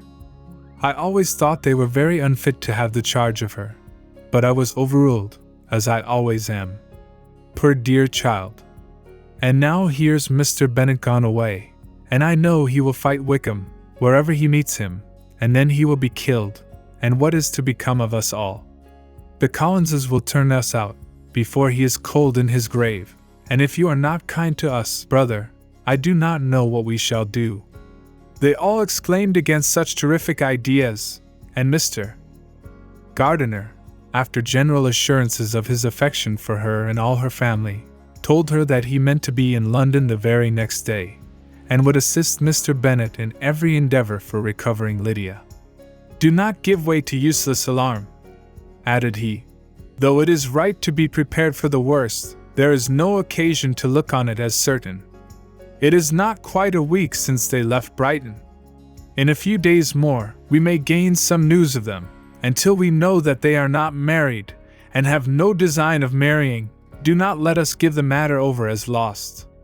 As soon as I get to town, I shall go to my brother, and make him come home with me to Grassetch Street, and then we may consult together as to what is to be done."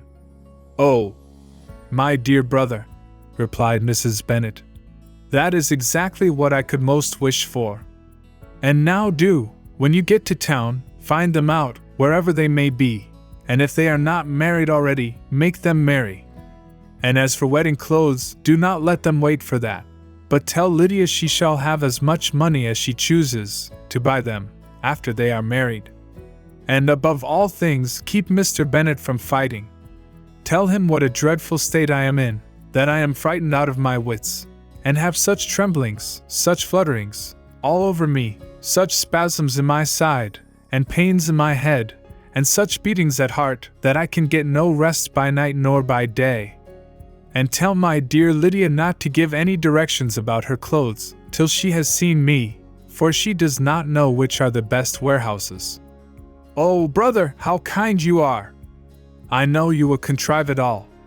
But Mr. Gardiner, though he assured her again of his earnest endeavours in the cause, could not avoid recommending moderation to her, as well in her hopes as her fears. And, after talking with her in this manner till dinner was on table, they left her to vent all her feelings on the housekeeper, who attended, in the absence of her daughters. Though her brother and sister were persuaded that there was no real occasion for such a seclusion from the family, they did not attempt to oppose it, for they knew that she had not prudence enough to hold her tongue before the servants, while they waited at table, and judged it better that one only of the household, and the one whom they could most trust, should comprehend all her fears and solicitude on the subject.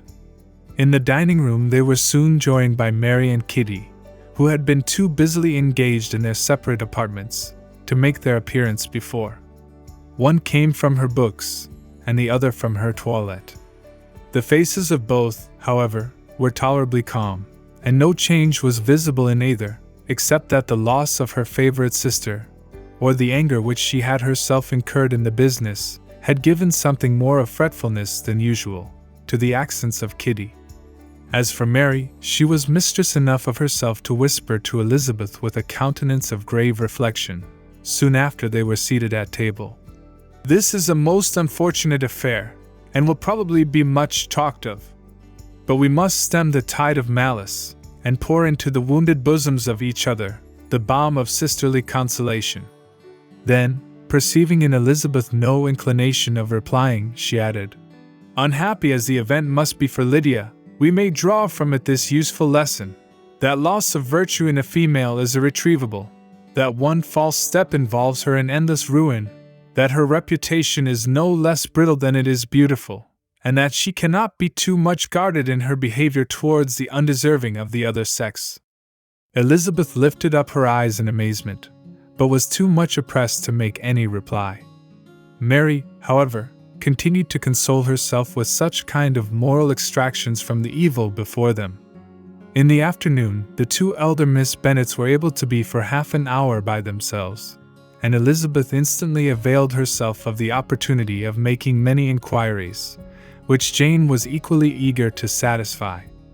After joining in general lamentations over the dreadful sequel of this event, which Elizabeth considered as all but certain, and Miss Bennet could not assert to be wholly impossible, the former continued the subject by saying, "But tell me all and everything about it, which I have not already heard. Give me farther particulars. What did Colonel Forster say? Had they no apprehension of anything before the elopement took place? They must have seen them together forever."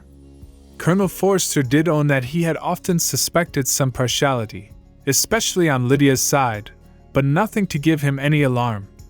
I am so grieved for him. His behavior was attentive and kind to the utmost. He was coming to us, in order to assure us of his concern, before he had any idea of their not being gone to Scotland. When that apprehension first got abroad, it hastened his journey. And was Denny convinced that Wickham would not marry?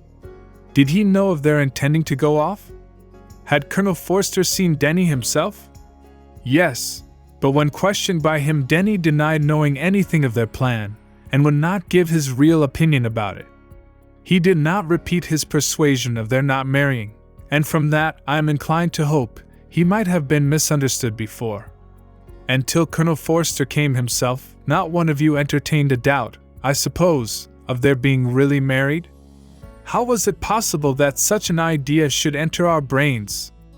I felt a little uneasy, a little fearful of my sister's happiness with him in marriage, because I knew that his conduct had not been always quite right. My father and mother knew nothing of that. They only felt how imprudent a match it must be. Kitty then owned, with a very natural triumph on knowing more than the rest of us, that in Lydia's last letter she had prepared her for such a step. She had known, it seems, of their being in love with each other many weeks. But not before they went to Brighton? No, I believe not. And did Colonel Forster appear to think ill of Wickham himself? Does he know his real character?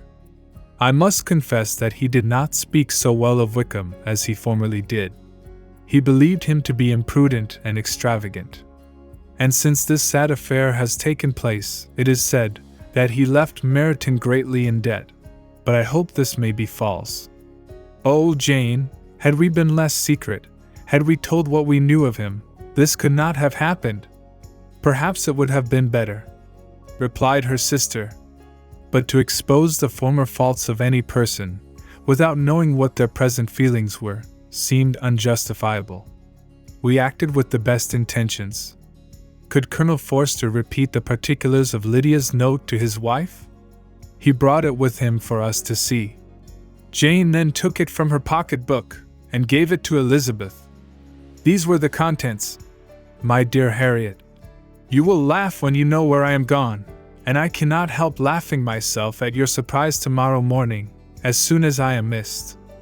I am going to Gretna Green, and if you cannot guess with who, I shall think you a simpleton, for there is but one man in the world I love, and he is an angel.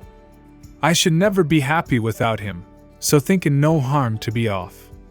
You need not send them word at Longbourn of my going, if you do not like it, for it will make the surprise the greater, when I write to them, and sign my name Lydia Wickham. What a good joke it will be! I can hardly write for laughing. Pray make my excuses to Pratt, for not keeping my engagement, and dancing with him tonight. Tell him I hope he will excuse me when he knows all, and tell him I will dance with him at the next ball we meet, with great pleasure. I shall send for my clothes when I get to Longbourn, but I wish you would tell Sally to mend a great slit in my worked muslin gown, before they are packed up. Goodbye. Give my love to Colonel Forster. I hope you will drink to our good journey. Your affectionate friend, Lydia Bennet. Oh, thoughtless Lydia! Cried Elizabeth when she had finished it. What a letter is this, to be written at such a moment! But at least it shows that she was serious in the object of her journey. Whatever he might afterwards persuade her to, it was not on her side a scheme of infamy. My poor father! How he must have felt it! I never saw anyone so shocked. He could not speak a word for full 10 minutes. My mother was taken ill immediately, and the whole house in such confusion. Oh, Jane, cried Elizabeth. Was there a servant belonging to it, who did not know the whole story before the end of the day? I do not know. I hope there was. But to be guarded at such a time is very difficult. My mother was in hysterics, and though I endeavored to give her every assistance in my power, I am afraid I did not do so much as I might have done. But the horror of what might possibly happen almost took from me my faculties. Your attendance upon her has been too much for you. You do not look well. Oh, that I had been with you, you have had every care and anxiety upon yourself alone.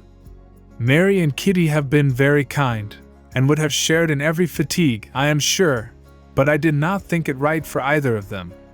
Kitty is slight and delicate, and Mary studies so much, that her hours of repose should not be broken in on.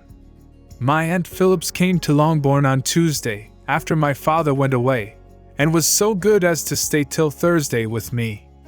She was of great use and comfort to us all, and Lady Lucas has been very kind. She walked here on Wednesday morning to condole with us, and offered her services, or any of her daughters, if they could be of use to us. She had better have stayed at home, cried Elizabeth. Perhaps she meant well, but under such a misfortune as this, one cannot see too little of one's neighbors. Assistance is impossible, condolence insufferable. Let them triumph over us at a distance, and be satisfied. She then proceeded to inquire into the measures which her father had intended to pursue, while in town, for the recovery of his daughter. He meant, I believe, replied Jane, to go to Epsom, the place where they last changed horses, see the postilions, and try if anything could be made out from them. His principal object must be to discover the number of the hackney coach which took them from Clapham. It had come with a fare from London, and as he thought the circumstance of a gentleman and ladies removing from one carriage into another might be remarked, he meant to make inquiries at Clapham. If he could anyhow discover at what house the coachman had before set down his fare, he determined to make inquiries there, and hoped it might not be impossible to find out the stand and number of the coach. I do not know of any other designs that he had formed, but he was in such a hurry to be gone, and his spirits so greatly discomposed, that I had difficulty in finding out even so much as this. Chapter 48. The whole party were in hopes of a letter from Mr. Bennet the next morning, but the post came in without bringing a single line from him. His family knew him to be on all common occasions a most negligent and dilatory correspondent, but at such a time they had hoped for exertion. They were forced to conclude that he had no pleasing intelligence to send, but even of that they would have been glad to be certain. Mr. Gardiner had waited only for the letters before he set off. When he was gone, they were certain at least of receiving constant information of what was going on, and their uncle promised, at parting, to prevail on Mr. Bennet to return to Longbourn, as soon as he could, to the great consolation of his sister, who considered it as the only security for her husband's not being killed in a duel. Mrs. Gardiner and the children were to remain in Hertfordshire a few days longer, as the former thought her presence might be serviceable to her nieces.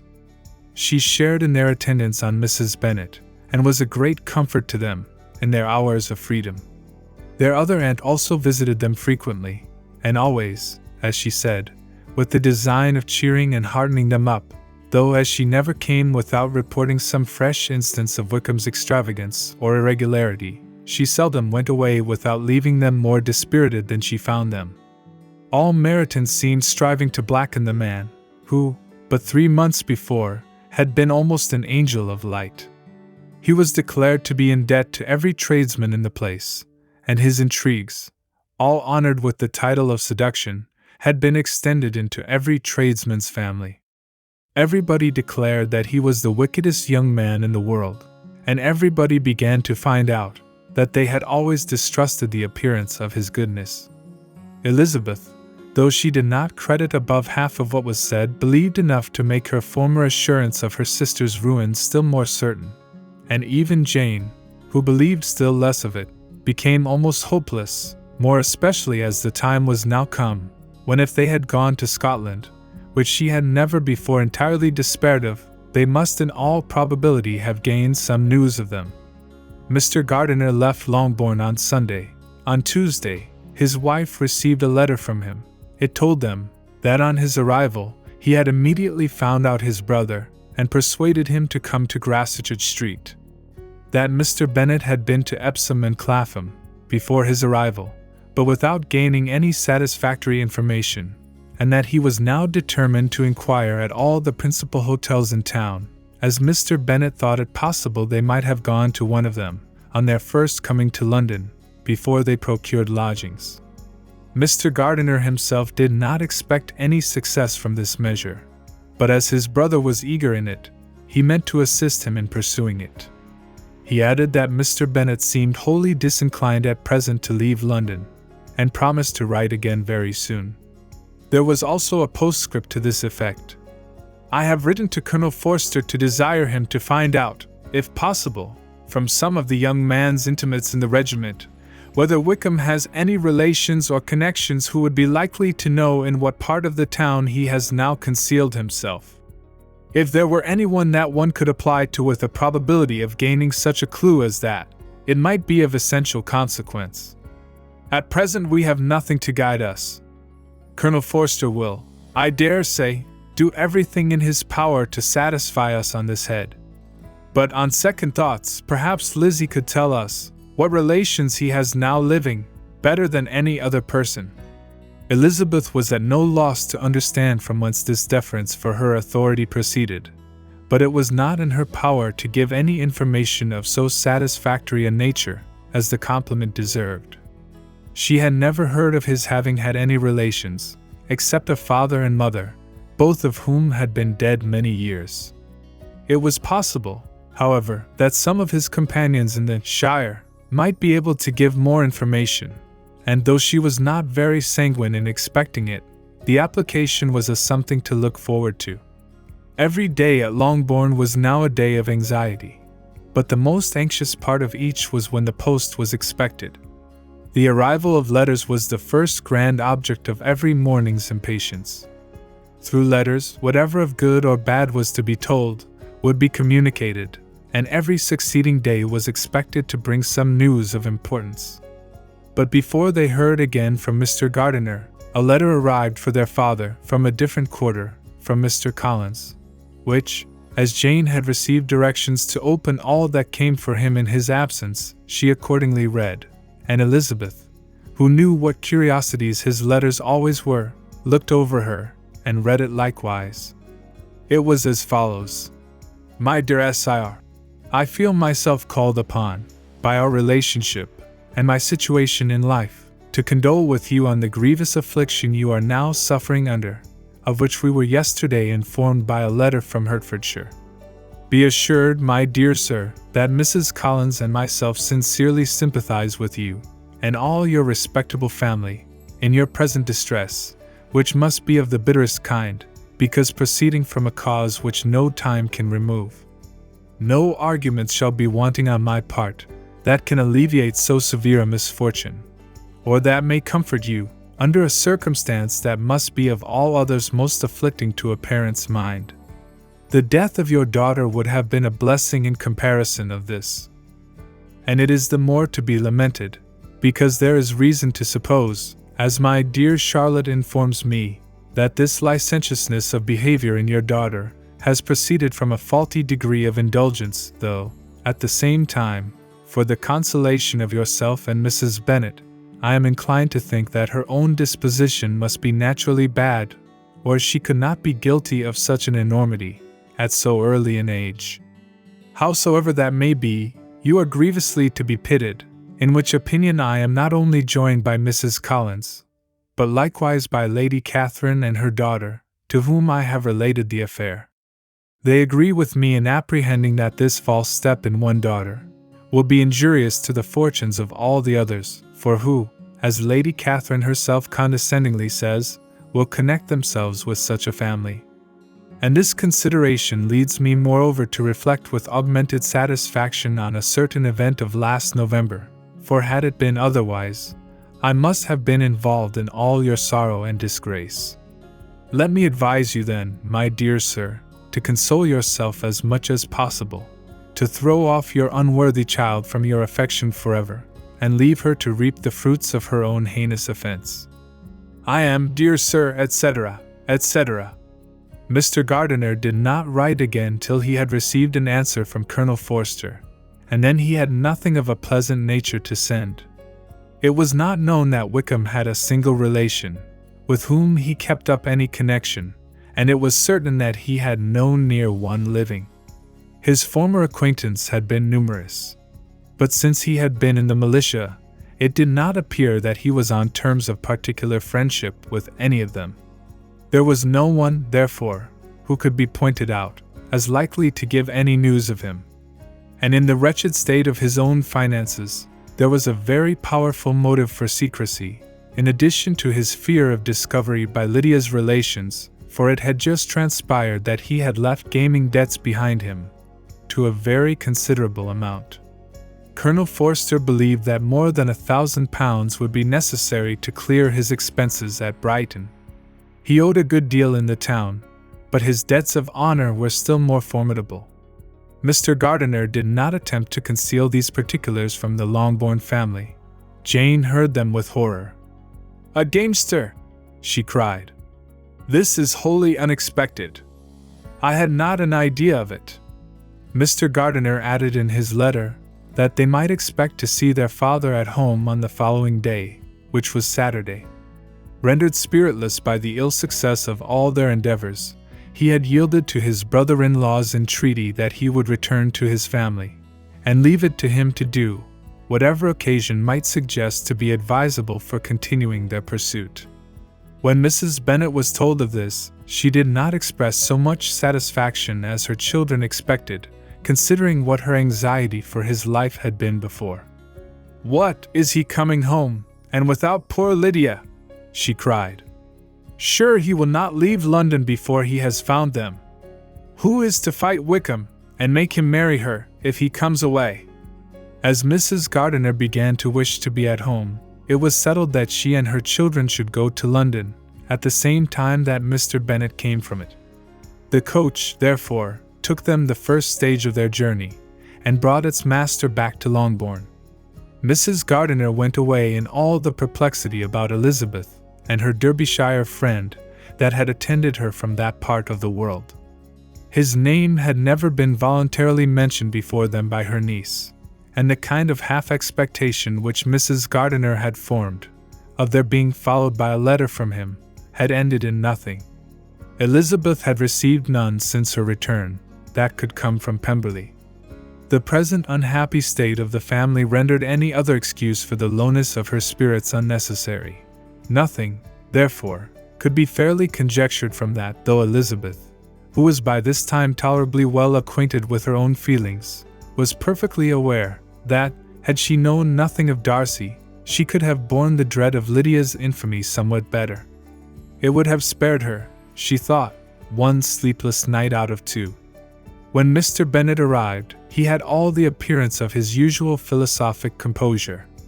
He said as little as he had ever been in the habit of saying, made no mention of the business that had taken him away, and it was some time before his daughters had courage to speak of it. It was not till the afternoon, when he joined them at tea, that Elizabeth ventured to introduce the subject, and then, on her briefly expressing her sorrow for what he must have endured, he replied, "Say nothing of that. Who should suffer but myself? It has been my own doing, and I ought to feel it." "You must not be too severe upon yourself," replied Elizabeth. "You may well warn me against such an evil. Human nature is so prone to fall into it. No, Lizzie, let me once in my life feel how much I have been to blame. I am not afraid of being overpowered by the impression. It will pass away soon enough. Do you suppose them to be in London?" "Yes, where else can they be so well concealed? And Lydia used to want to go to London," added Kitty. "She is happy then," said her father drily, "and her residence there will probably be of some duration." Then, after a short silence, he continued, "Lizzie, I bear you no ill will for being justified in your advice to me last May, which, considering the event, shows some greatness of mind." They were interrupted by Miss Bennet, who came to fetch her mother's tea. "This is a parade," cried he, "which does one good. It gives such an elegance to misfortune. Another day I will do the same. I will sit in my library, in my nightcap and powdering gown, and give as much trouble as I can, or, perhaps, I may defer it, till Kitty runs away." "I am not going to run away, Papa," said Kitty fretfully. "If I should ever go to Brighton, I would behave better than Lydia." "You go to Brighton?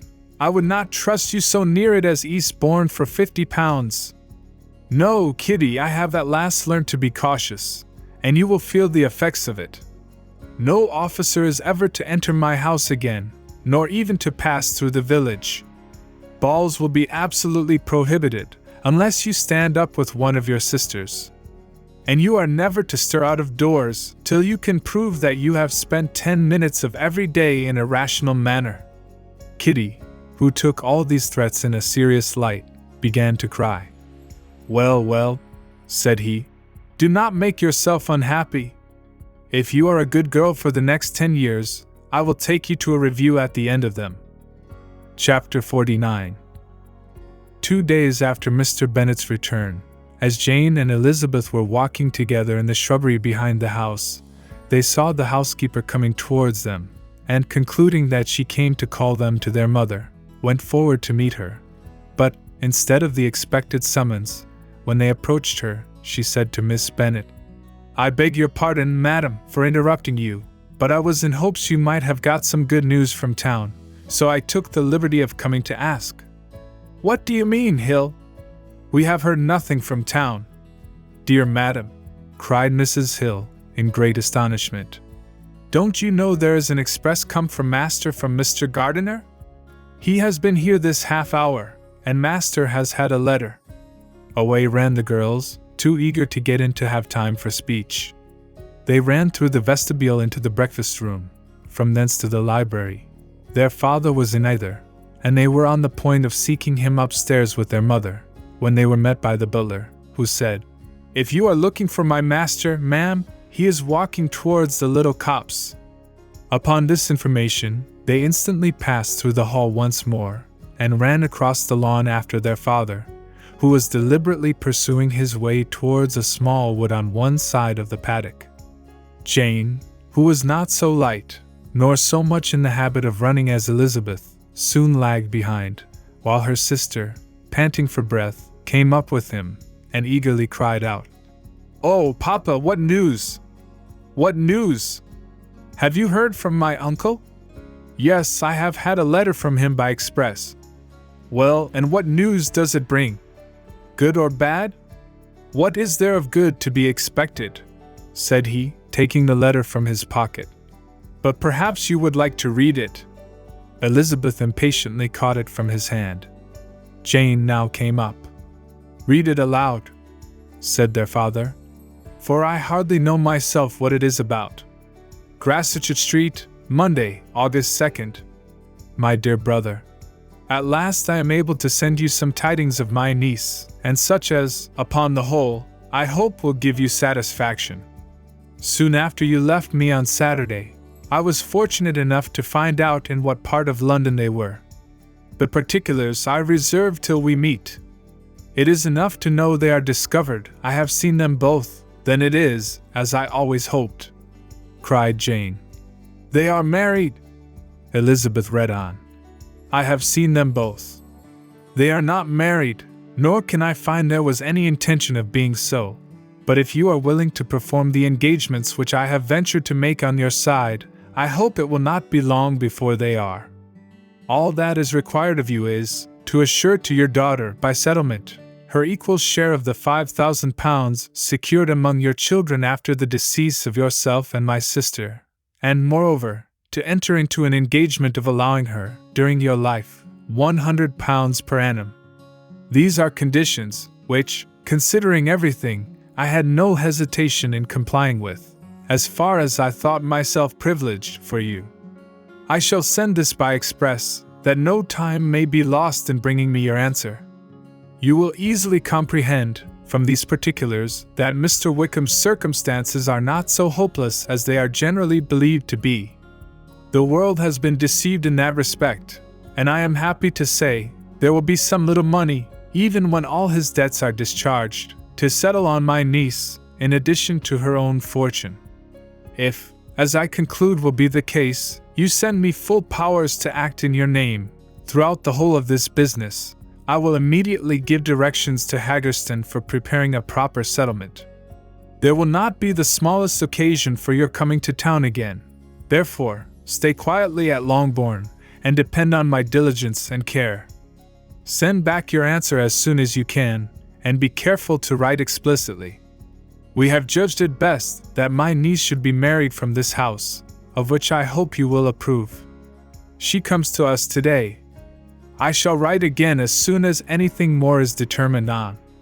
Yours, etc., E.D.W. Gardiner. Is it possible? Cried Elizabeth, when she had finished. Can it be possible that he will marry her? Wickham is not so undeserving, then, as we have thought him, said her sister. My dear father, I congratulate you. And have you answered the letter? Said Elizabeth. No, but it must be done soon. Most earnestly did she then entreat him to lose no more time before he wrote. Oh, my dear father, she cried, come back, and write immediately. Consider how important every moment is, in such a case. Let me write for you, said Jane, if you dislike the trouble yourself. I dislike it very much, he replied, but it must be done. And so saying, he turned back with them, and walked towards the house. And may I ask? Said Elizabeth. But the terms, I suppose, must be complied with. Complied with. I am only ashamed of his asking so little. And they must marry. Yet he is such a man. Yes, they must marry. There is nothing else to be done. But there are two things that I want very much to know. One is, how much money your uncle has laid down to bring it about, and the other, how I am ever to pay him. Money! My uncle! Cried Jane. What do you mean, sir? I mean that no man in his senses would marry Lydia on so slight a temptation as 100 a year during my life, and 50 after I am gone. That is very true, said Elizabeth, though it had not occurred to me before. His debts to be discharged, and something still to remain. Oh, it must be my uncle's doings. Generous, good man, I am afraid he has distressed himself. A small sum could not do all this. No, said her father, Wickham's a fool if he takes her with a farthing less than £10,000. I should be sorry to think so ill of him in the very beginning of our relationship. £10,000! Heaven forbid! How is half such a sum to be repaid? Mr. Bennet made no answer, and each of them, deep in thought, continued silent till they reached the house. Their father then went to the library to write, and the girls walked into the breakfast room. And they are really to be married, cried Elizabeth, as soon as they were by themselves. How strange this is! And for this we are to be thankful. That they should marry, small as is their chance of happiness, and wretched as is his character, we are forced to rejoice. Oh, Lydia! I comfort myself with thinking, replied Jane, that he certainly would not marry Lydia, if he had not a real regard for her. Though our kind uncle has done something towards clearing him, I cannot believe that £10,000, or anything like it, has been advanced. He has children of his own, and may have more. How could he spare half £10,000? If we are ever able to learn what Wickham's debts have been, said Elizabeth, and how much is settled on his side on our sister, we shall exactly know what Mr. Gardiner has done for them, because Wickham has not sixpence of his own. The kindness of my uncle and aunt can never be requited.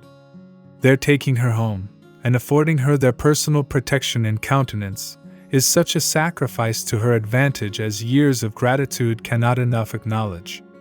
By this time she is actually with them. If such goodness does not make her miserable now, she will never deserve to be happy. What a meeting for her, when she first sees my aunt. We must endeavor to forget all that has passed on either side, said Jane.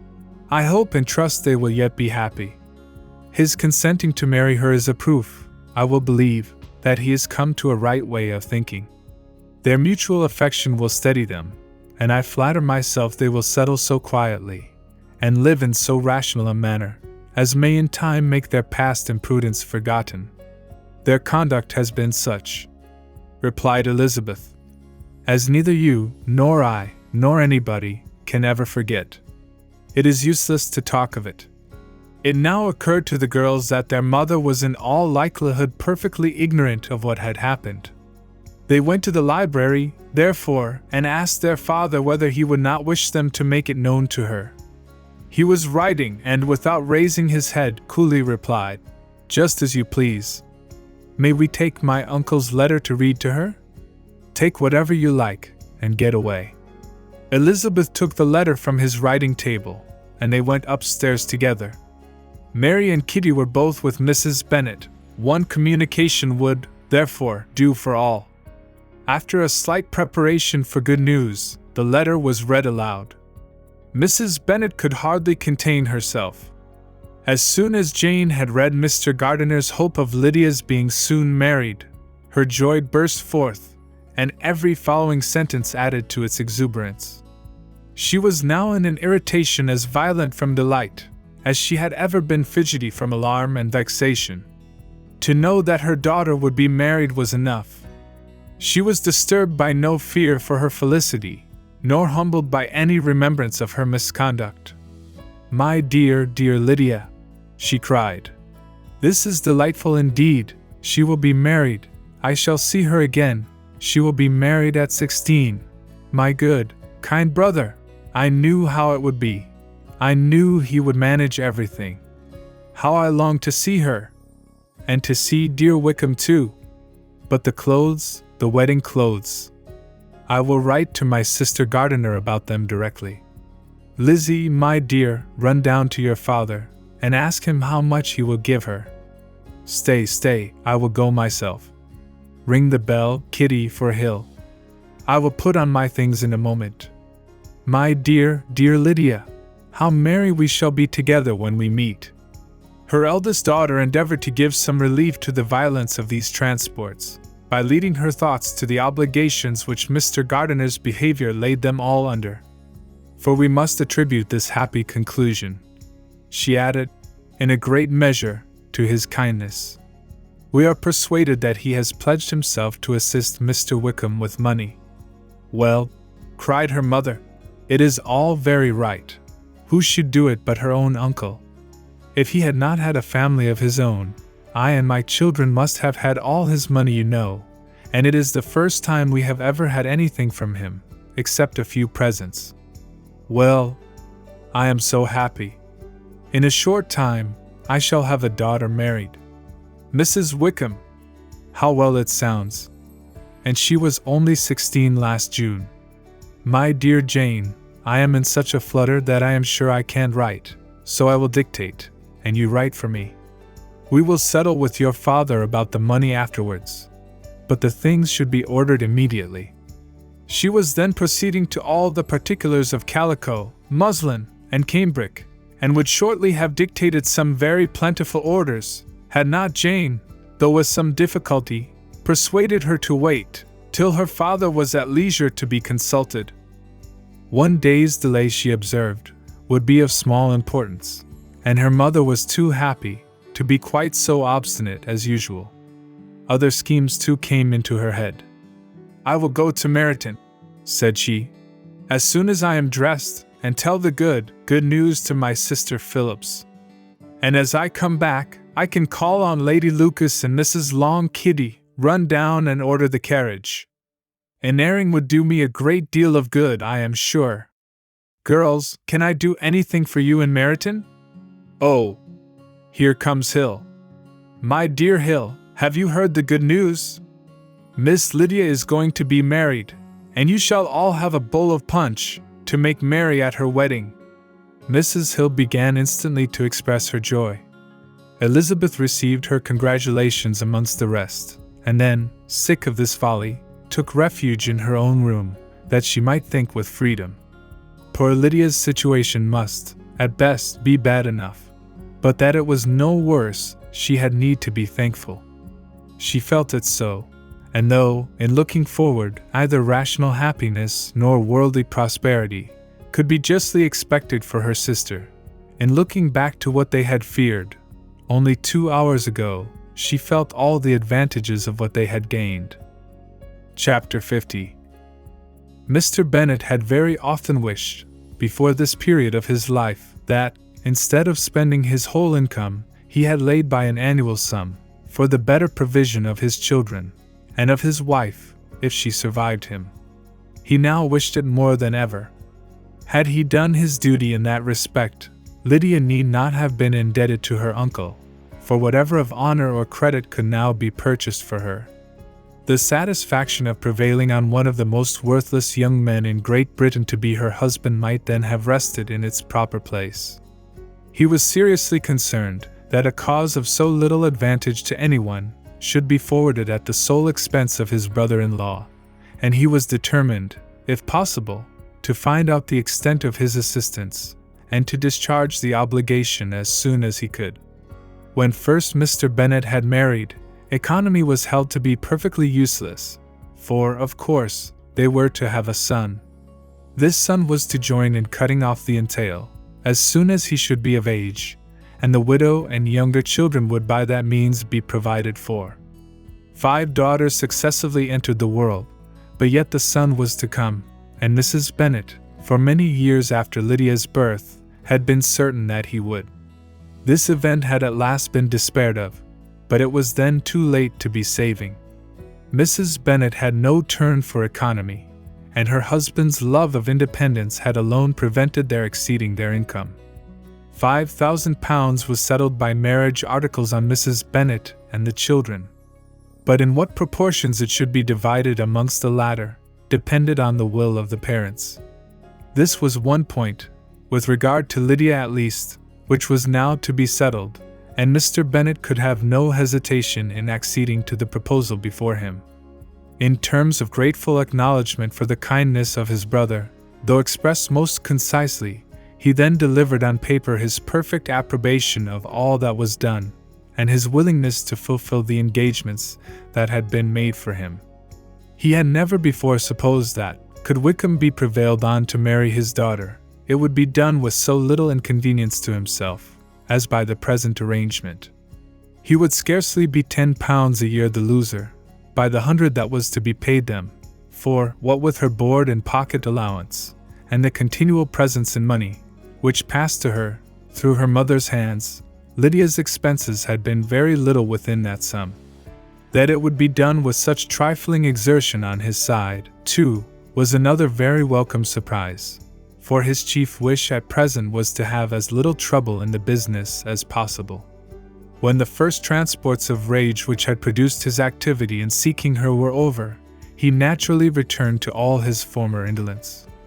His letter was soon dispatched, for though dilatory in undertaking business, he was quick in its execution. He begged to know farther particulars of what he was indebted to his brother, but was too angry with Lydia to send any message to her. The good news quickly spread through the house, and with proportionate speed through the neighborhood. It was borne in the latter with decent philosophy.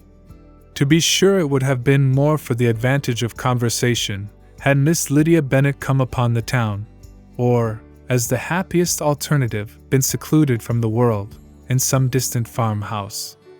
But there was much to be talked of in marrying her, and the good-natured wishes for her well-doing, which had proceeded before, from all the spiteful old ladies in Meryton, lost but little of their spirit in this change of circumstances, because with such a husband, her misery was considered certain.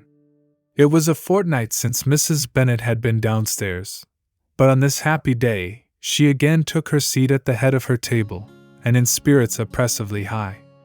No sentiment of shame gave a damp to her triumph.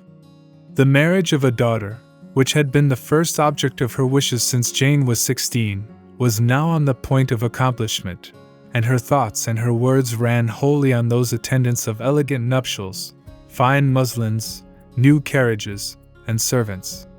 She was busily searching through the neighborhood for a proper situation for her daughter, and without knowing or considering what their income might be, rejected many as deficient in size and importance. "Hay Park might do," said she, "if the Gouldings would quit it, or the great house at Stoke, if the drawing-room were larger, but Ashworth is too far off. I could not bear to have her 10 miles from me, and as for Purvis Lodge, the attics are dreadful." Her husband allowed her to talk on without interruption, while the servants remained. But when they had withdrawn, he said to her, "Mrs. Bennet, before you take any, or all of these houses, for your son and daughter, let us come to a right understanding. Into one house in this neighborhood they shall never have admittance. I will not encourage the impudence of either, by receiving them at Longbourn." A long dispute followed this declaration, but Mr. Bennet was firm. It soon led to another, and Mrs. Bennet found, with amazement and horror, that her husband would not advance a guinea to buy clothes for his daughter. He protested that she should receive from him no mark of affection whatever, on the occasion. Mrs. Bennet could hardly comprehend it. That his anger could be carried to such a point of inconceivable resentment, as to refuse his daughter a privilege, without which her marriage would scarcely seem valid, exceeded all that she could believe possible. She was more alive to the disgrace, which the want of new clothes must reflect on her daughter's nuptials, than to any sense of shame at her eloping and living with Wickham, a fortnight before they took place. Elizabeth was now most heartily sorry that she had, from the distress of the moment, been led to make Mr. Darcy acquainted with their fears for her sister, for since her marriage would so shortly give the proper termination to the elopement, they might hope to conceal its unfavorable beginning from all those who were not immediately on the spot. She had no fear of its spreading farther through his means. There were few people on whose secrecy she would have more confidently depended, but at the same time, there was no one whose knowledge of a sister's frailty would have mortified her so much. Not, however, from any fear of disadvantage from it, individually to herself, for at any rate, there seemed a gulf impassable between them. Had Lydia's marriage been concluded on the most honorable terms, it was not to be supposed that Mr. Darcy would connect himself with a family, where to every other objection would now be added an alliance and relationship of the nearest kind with the man whom he so justly scorned. From such a connection she could not wonder that he should shrink.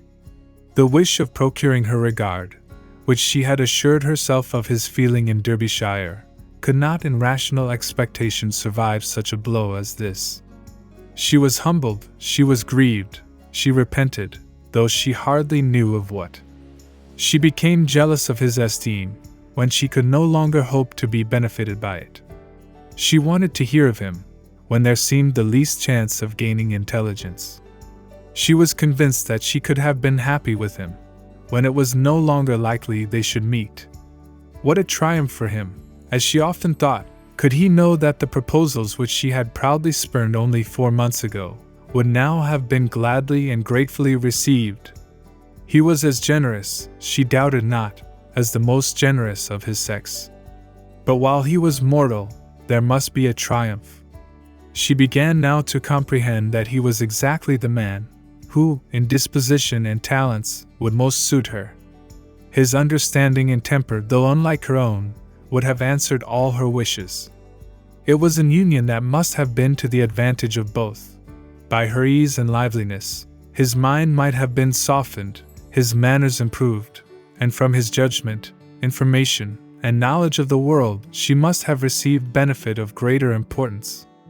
But no such happy marriage could now teach the admiring multitude what connubial felicity really was. An union of a different tendency, and precluding the possibility of the other, was soon to be formed in their family. How Wickham and Lydia were to be supported in tolerable independence, she could not imagine. But how little of permanent happiness could belong to a couple who were only brought together because their passions were stronger than their virtue, she could easily conjecture. Mr. Gardiner soon wrote again to his brother. To Mr. Bennet's acknowledgments he briefly replied, with assurances of his eagerness to promote the welfare of any of his family, and concluded with entreaties that the subject might never be mentioned to him again. The principal purport of his letter was to inform them that Mr. Wickham had resolved on quitting the militia. It was greatly my wish that he should do so, he added, as soon as his marriage was fixed on. And I think you will agree with me in considering a removal from that corps as highly advisable, both on his account and my niece's. It is Mr. Wickham's intention to go into the regulars, and among his former friends there are still some who are able and willing to assist him in the army. He has the promise of an ensigncy in General S. Regiment, now quartered in the north. It is an advantage to have it so far from this part of the kingdom. He promises fairly, and I hope among different people, where they may each have a character to preserve, they will both be more prudent.